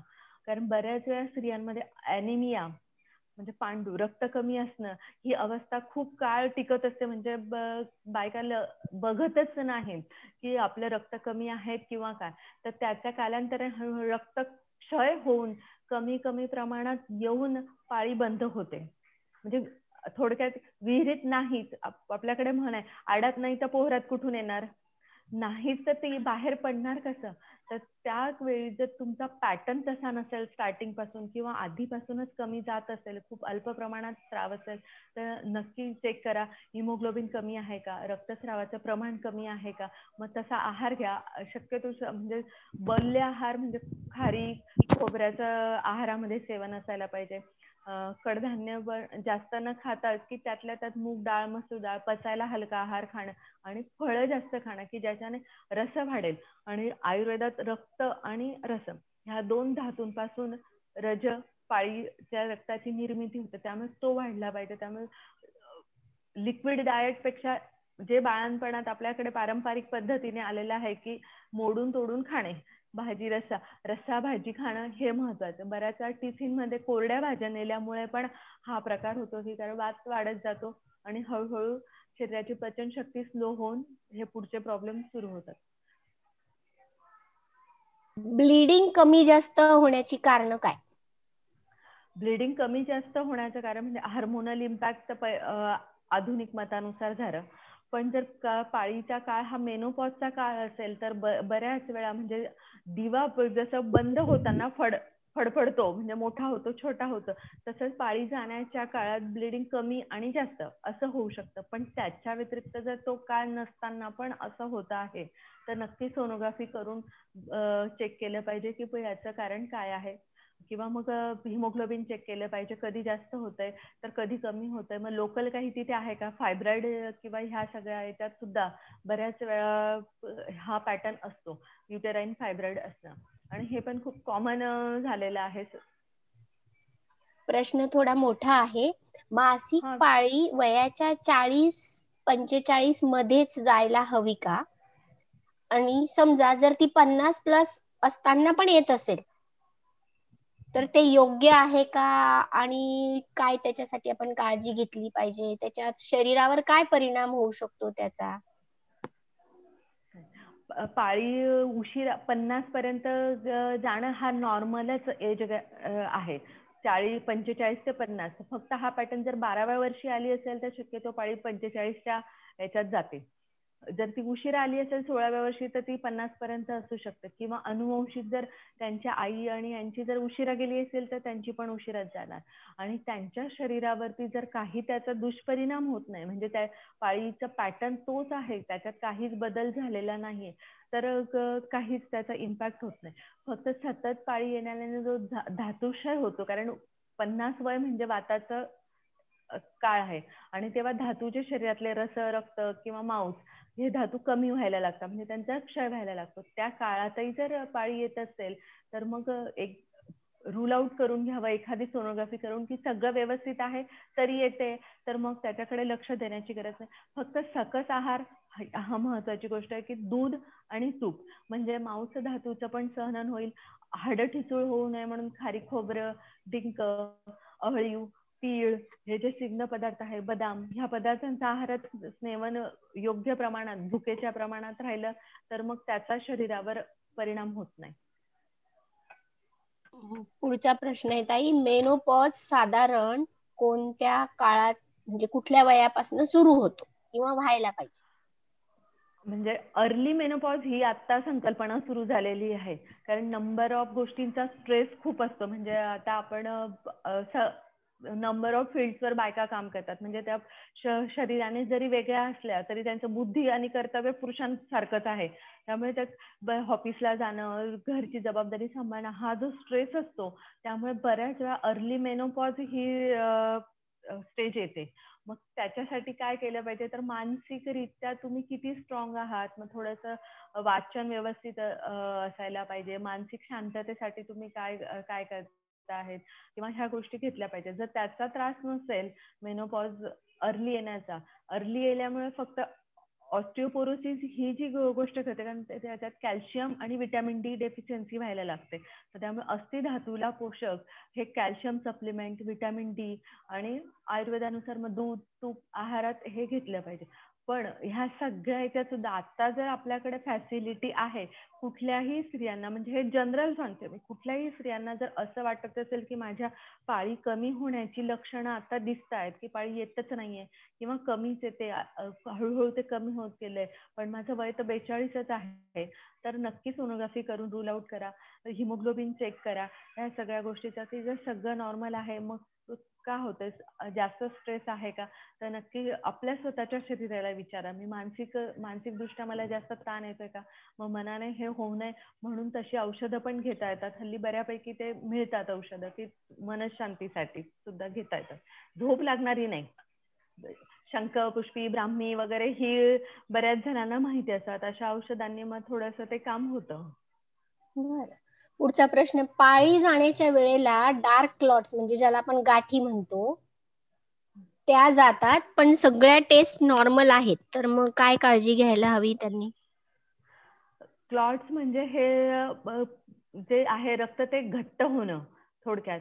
तर घट्ट झालं हा वात आणि कफ हे शरीरात दुष्ट झालेले असतील, कारण पाळी जाण्याचा हा वय हे वाताचंच वय असल्यामुळे आणि तो स्थान पण गर्भाशयाचं वाताचं असल्यामुळे त्या काळात बऱ्याच वेळा रक्त घट्ट होत जातं, असं होतं. तर रक्त पातळ करणारं म्हणजे जे उष्ण, म्हणजे तीळ आहारामध्ये जास्त खाणं, अहळीव खाणं, हे गूळ, हे सगळे पदार्थ जर थोडेसे वाढवले, उष्ण आणि स्निग्ध गुणाचे, तर पाळीचा तो त्रास कमी होतो. आणि तरीही खूप जास्त होत असेल तर नक्कीच औषधी ट्रीटमेंट घ्या, तो कालांतराने जातं. खूप म्हणजे कॉम्प्लिकेटेड नाही आहे तो प्रकार. 1-2 महिने औषध घेतले की पाळी व्यवस्थित सुरू होते. आणि जर त्याच्याबरोबर शारीरिक लक्षण म्हणजे जर मल प्रवृत्ती नीट होत नसेल, घट्ट होत असेल, तर त्याच्यासाठी नक्कीच काळजी घेतली पाहिजे. म्हणजे अधूनमधून एरंड तेल घेणं, काळ्या मनुका रोज भिजवून खाणं, हे घरगुती उपचार करू शकतात. तरी नाही झालं तर मग वैद्यकीय सल्ला. पाळीच्या आधी किंवा नंतर साधारण 2 दिवस 4 दिवस आधी नंतर वास येतो किंवा दुर्गंधी येते स्वतःची शरीराला म्हणजे योनी मार्गाला, तर काय उपाय केला पाहिजे? हे जरा म्हणजे नॉर्मल नाहीये. त्याच्यासाठी म्हणजे शुद्धता तर हा भाग आहेच, पण जर खाण्यामध्ये पिष्टमय पदार्थ म्हणजे दुधाचे पदार्थ, पनीर, चीज किंवा जास्त तळलेले पदार्थ, लिंबू, लोणचं, आंबट पदार्थ, मिठाचे पदार्थ, फरसाण, पापड, हे जर आहारात असेल तर त्याच्याने हा प्रकार वाढतो. त्यामुळे ते कमी घ्यावं. आणि याला मात्र नुसतं घरगुती किंवा ह्या सगळ्या याच्याने होत नाही, त्याला औषधी चिकित्सेचीच गरज असते, पण ते बरं नक्की होतं. म्हणजे याच्यासाठी उपाय म्हणजे योनी धावन वगैरे असे हे चिकित्सा कर्म आयुर्वेदात सांगितले आहे, त्याच्याने चांगला उपचार मिळतो. बरं, आपण ज्याला म्हणतो व्हाईट डिस्चार्ज किंवा पांढरं पाणी जाणं, तर ते जास्तच प्रमाणात जात असेल तर काय करावं? हा, एक सेकंद फक्त.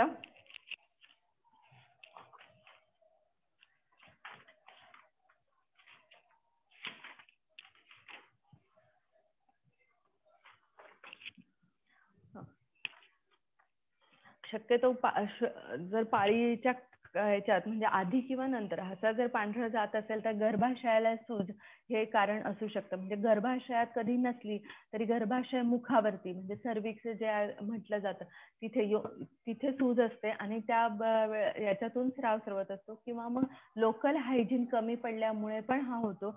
आणि आहारात जर जास्तच कफाचे पदार्थ म्हणजे गोड पदार्थ, बेसिकली गोड पदार्थ खाण्याची सवय असेल तरी हा श्वेतस्राव जास्त होऊ शकतो. आणि व्यायामाचा अभाव म्हणजे व्यायाम कमी करण्याने कमी असेल तरी शरीरात कफ वाढत जातो, मेद वाढत जातो आणि त्यामुळे सुद्धा श्वेतस्राव सुरू होतो. फक्त जर घरगुती एक असेल तर की तुम्ही रोजच्या रोज पाण्याने ती जागा प्रत्येक वेळा वॉशरूमला जाऊन आल्यानंतर धुवून कोरडी पुसून घ्यायची एव्हरी टाइम, ते एक आहे.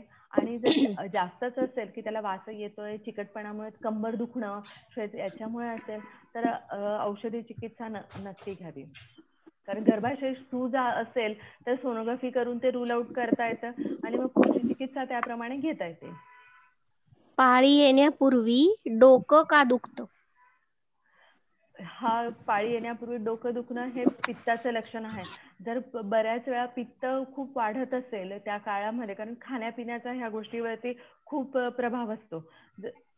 जसं मी मगाशी त्याच्यासाठीच आपल्या शरीराचा हे सगळं बघूया, आपलं शरीर कशाने बनतं आणि पुढची धातू कुठले, रस रक्त हे आहारातूनच पुढची ही पाळी सुद्धा त्याच्यावरती डिपेंड असते. त्यामुळे जर तुमचा आहार तसा पित्तवर्धक असेल, बस जास्त म्हणजे चिंचा चटणी खाणं, आंबट, पाणीपुरी, भेळ, दही आणि चाट, लोणचं, हे सगळे पदार्थ जर आहारात जास्त असतील ना, तर त्याच्याने पित्त वाढून डोकं दुखण्याची ही कंप्लेंट येते बऱ्याच वेळा.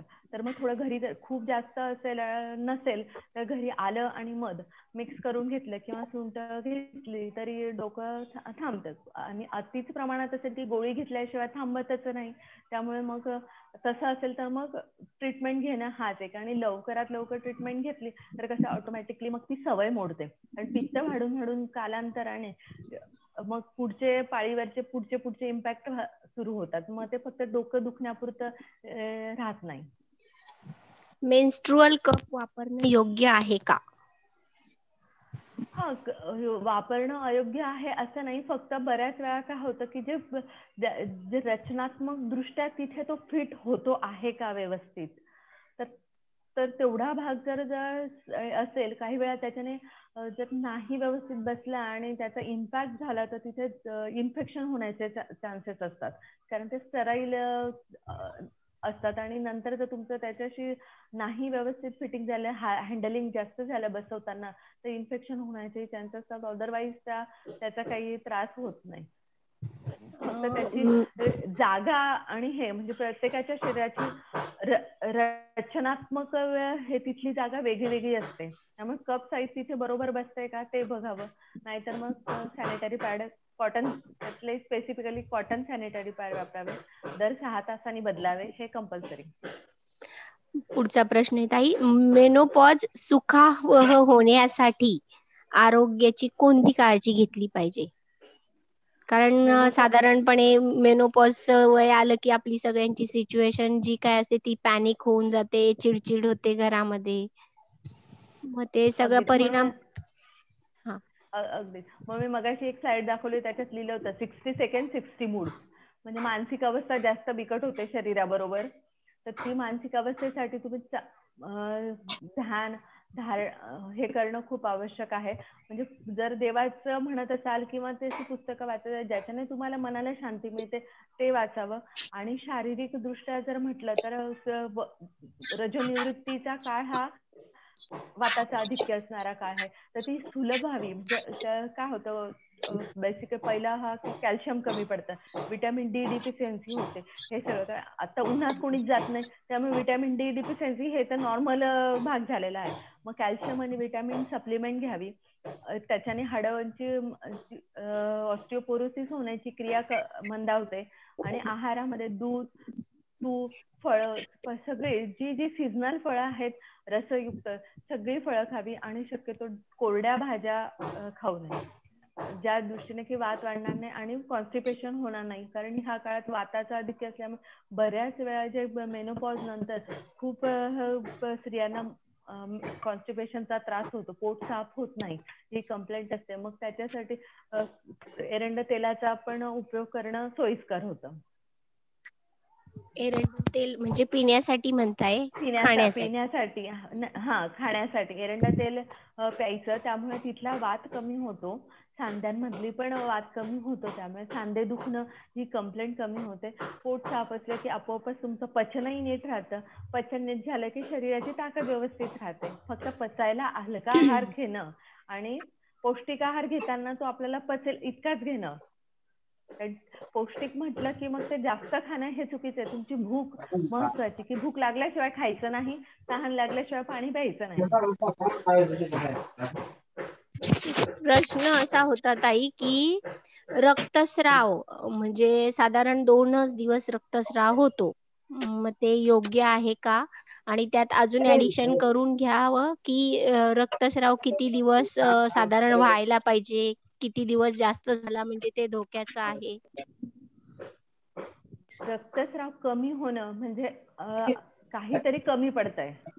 तर कमी पडतंय म्हणजे मग रक्तात हिमोग्लोबिन कमी आहे का, मग तो एक भाग, किंवा मग ते आहारच कमी आहे का, हा एक भाग. मग हिमोग्लोबिन कमी असेल तर रक्त वाढ होणारी आपल्या आहारातली पदार्थ आधी खाऊन बघा, म्हणजे खजूर आहेत, मनुका आहेत, याच्याने हिमोग्लोबिन वाढणं आणि रक्तस्राव व्यवस्थित होऊ शकतो.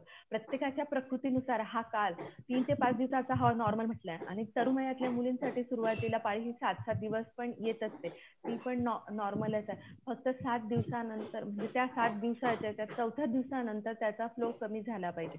7 दिवसापेक्षा अधिक होणं म्हणजे हे अतिप्रमाणात होणं आहे. आणि फ्लो तेवढाच असणं, मग याच्यासाठी तर लगेचच घेतलं पाहिजे. कारण प्रत्येक वेळा पाळीच्या वेळेस इतकं रक्त जाऊन आपोआपच धातुक्षय होऊन विकनेस येतो, हिमोग्लोबिन अजूनच कमी होतं आणि त्याचा सगळ्या शरीरावर परिणाम होतो.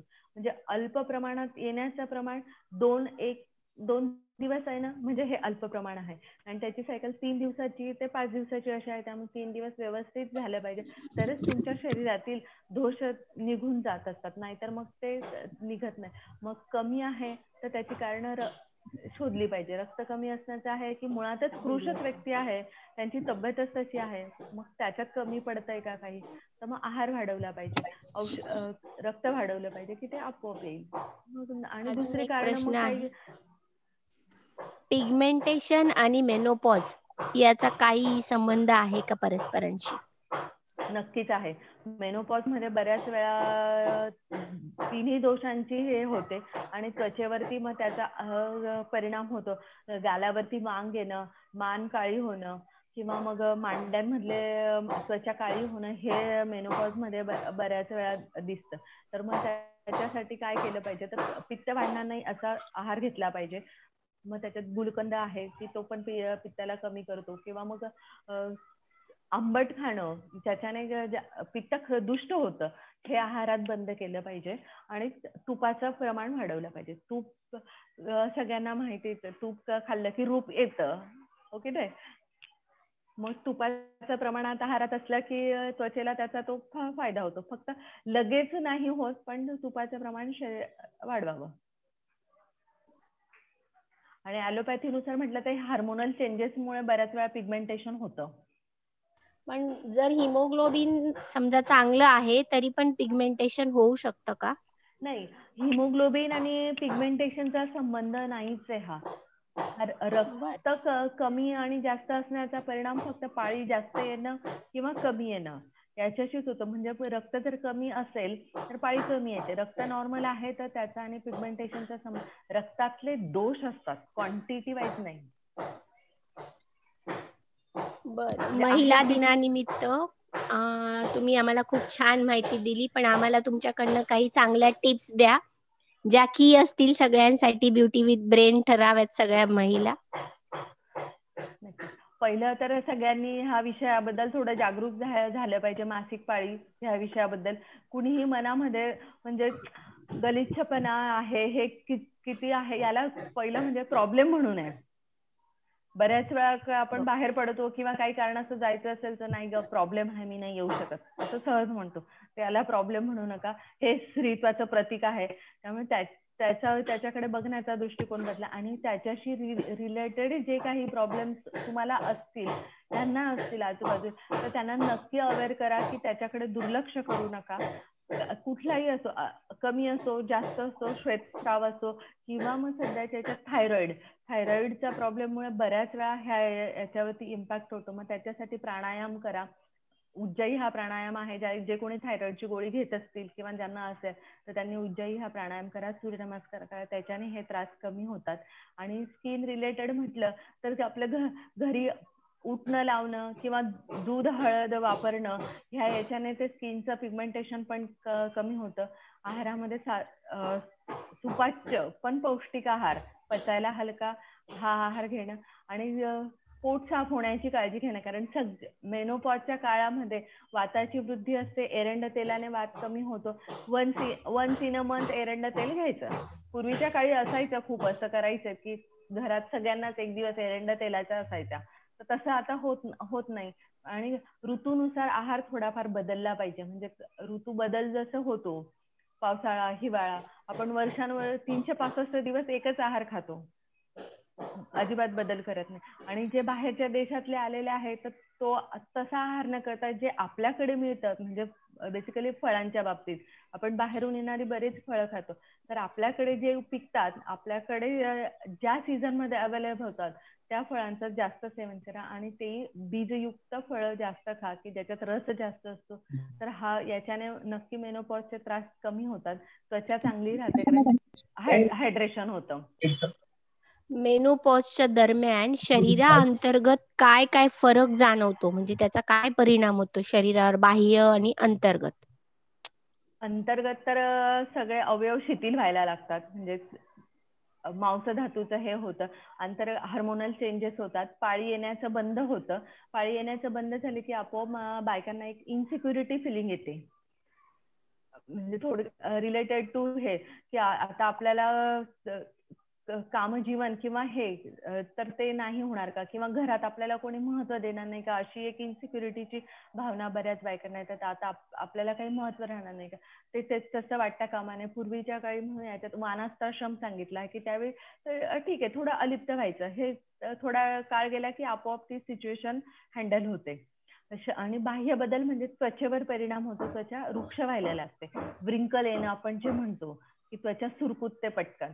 तर त्याच्यासाठी अभ्यंग करणं, म्हणजे आठवड्यातून एकदा जरी त्वचेला तेल लावा, त्यामुळे त्वचेचं हायड्रेशन राहील. आहारामध्ये फळांचं प्रमाण वाढवा, आपोआप त्या शुगर आणि वॉटर असे दोन्ही इंटेक असले की आपोआप स्किन चांगली राहते. भूक लागेल तेव्हा खा, पाणी तहान लागली की पाणी प्या. ह्या सगळ्या गोष्टी सांभाळल्या की बऱ्यापैकी ते होतं. आणि व्यायाम करणं खूप महत्वाचं आहे, व्यायाम सोडायचा नाही. नक्कीच नक्कीच. माझ्या सकट माझ्या सगळ्या मैत्रिणींच्या शंकांचं निरसन झालंय असं आपण समजूया. स्मिता, अजून कोणाला काही प्रश्न आहेत का?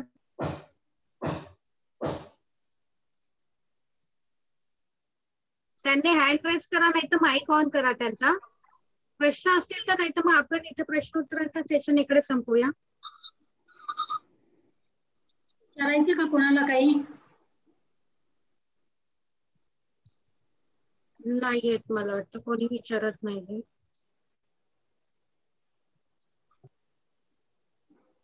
ठीक आहे, मग पुढे वळूया का? प्रश्नांची उत्तर ताईंनी खूप छान पद्धतीने दिली. हो.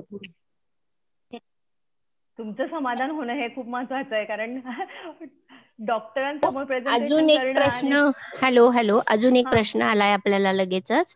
केस का गळतात, म्हणजे मेनोपॉज मध्ये केस गळत असतील असं त्यांना म्हणायचं वाटतं. केस का गळतात? केस पण गळतात का? हो गळतात, कारण मेनोपॉजचा आणि कॅल्शियम डेफिशियन्सीचा खूप जवळचा संबंध आहे. कॅल्शियम आणि व्हिटॅमिन डी डेफिशियन्सी झाली की, आणि कॅल्शियम आणि व्हिटॅमिन डी डेफिशियन्सी म्हणजे बोन्स रिलेटेड. केसांना अस्थिधातूचा हे म्हटलेले मळ, जे हाडं ठिसूळ होतात, म्हणजे केसांचं लेट होत नाही, म्हणून कॅल्शियम आणि व्हिटॅमिन डी घेतलं की त्या काळामध्ये तर मग तरीही त्याच्याने जरी होत नसेल तर मग नक्कीच अजून काही आहे का शरीरामध्ये, कमी पडतंय का पोषण, तर त्याचा विचार करून मग आहार आणि औषध दोन्ही कॉम्बिनेशन घेऊ शकतात. तर मी असं ऐकलं आहे की खजूर खाल्ल्यानंतर पिरियड मधलं जे दुखणं आहे ते कमी व्हायला मदत होते, किंवा खजूर गरम असते, काय व्हाईस वर्सा काय आहे का ताई त्याचं रिलेशन? नाही, खजूर गरम नसतात, पण खजुरामध्ये विटॅमिन B12 फोलिक ऍसिड खूप जास्त असतं, त्यामुळे ती डेफिशियन्सी भरून येते. त्यामुळे जर क्वांटिटी वाढली तर त्याच्यामुळे आउटपुट पण जास्त असतं, म्हणजे रक्त वाढलं तर ते होणार, पण खजूर गरम पडत नाही. पण प्रमाण जर अतिच झालं, म्हणजे अति सर्वत्र वर्जयेत, जर तुम्ही खूपच जास्त खजूर खाताय तर त्याचा परिणाम नक्की होणार. लिमिटेशन्स असायला पाहिजे, 2 किंवा 3 एवढेच खजूर खाल्ले पाहिजे. मेथी मात्र आहे की, मेथी बऱ्यापैकी जर मेथी खाण्याचं प्रमाण जास्त असेल तर ती उष्ण पडू शकते, त्याच्याने हा त्रास होऊ शकतो. धन्यवाद ताई, तुमचे खूप खूप आभार. स्मिता. हो आता कोणाला प्रश्न विचारायचे का अजून?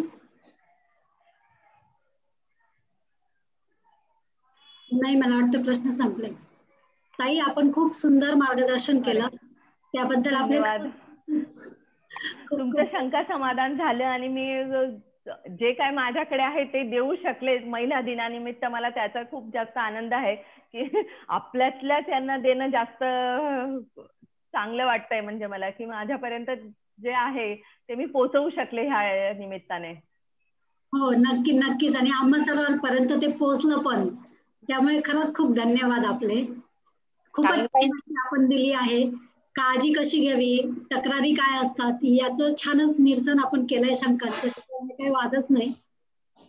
तर मी आता कार्यक्रमात आता आभार मानण्यासाठी मी सौ शीतल कोठावदे यांना आमंत्रित करते. त्यांना नंबर द्यायला सांग ना, शालिनीताईंचा नंबर. हा, शालिनीताई, आपण चैतन्य महिला मंडळात आहात ना आपण? हो आहे. याच्यात तरी आपला एक नंबर आपण ग्रुपवर त्याचा नंबर शेअर करूया. बरोबर, म्हणजे ते बेटर राहील ना. आता इथे प्रत्येकाला लिहिता नाही येणार.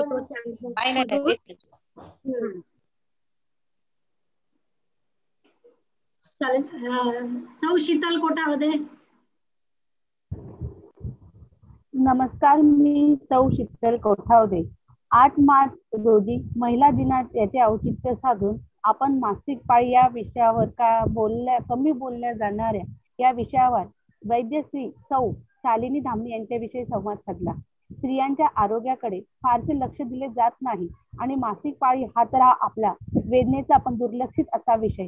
त्यावर वैद्य सौ शालिनी धामणे यांनी अतिशय खूप आपल्याला छान असं मार्गदर्शन केले. त्यातल्या त्यात त्यांनी आपल्या प्रश्नांचेही खूप छान सुंदर रीतीने निरसनही केले. त्याबद्दल त्यांचे मी मनपूर्वक आभार मानते. त्याचप्रमाणे सौ सपना भामरे यांनी देखील महिला दिनाचे औचित्य साधून स्वरचित कविता सादर केली. सपनाचेही देखील खूप आभार मानते. धन्यवाद. धन्यवाद. सर्व महिलांना महिला दिनानिमित्त आरोग्यासाठी खूप खूप शुभेच्छा. सगळ्यांनी आरोग्य जपा, स्वस्थ राहा, आनंदी राहा. तुम्हालाही खूप आणि तुमचा उत्साह बघून खरं मला उत्साह येतो. हे खूपच विशेष आहे. सगळ्या चैतन्य महिला मंडळातील महिला खूप उत्साही आहे. असेच प्रोग्राम राबवत राहा आणि आम्हालाही त्याच्यात सहभागी करून घ्या. नक्कीच आपल्या सर्वांच्या सहकार्यानेच हे कार्यक्रम होत असतात आणि आपल्या चैतन्य महिला मंडळाचे सदस्य आणि त्यात असलेले बाकी मेंबर्स सर्वांचा उत्साह पाहता आम्हाला नवीन नवीन कार्यक्रम करण्याची प्रेरणा मिळत असते. आणि आज आपण सर्वजण इथे हजर राहिला त्या कार्यक्रमाला, तर सर्वांचे मी आभार मानते आणि कार्यक्रम संपला असं जाहीर करते. धन्यवाद. थँक्यू.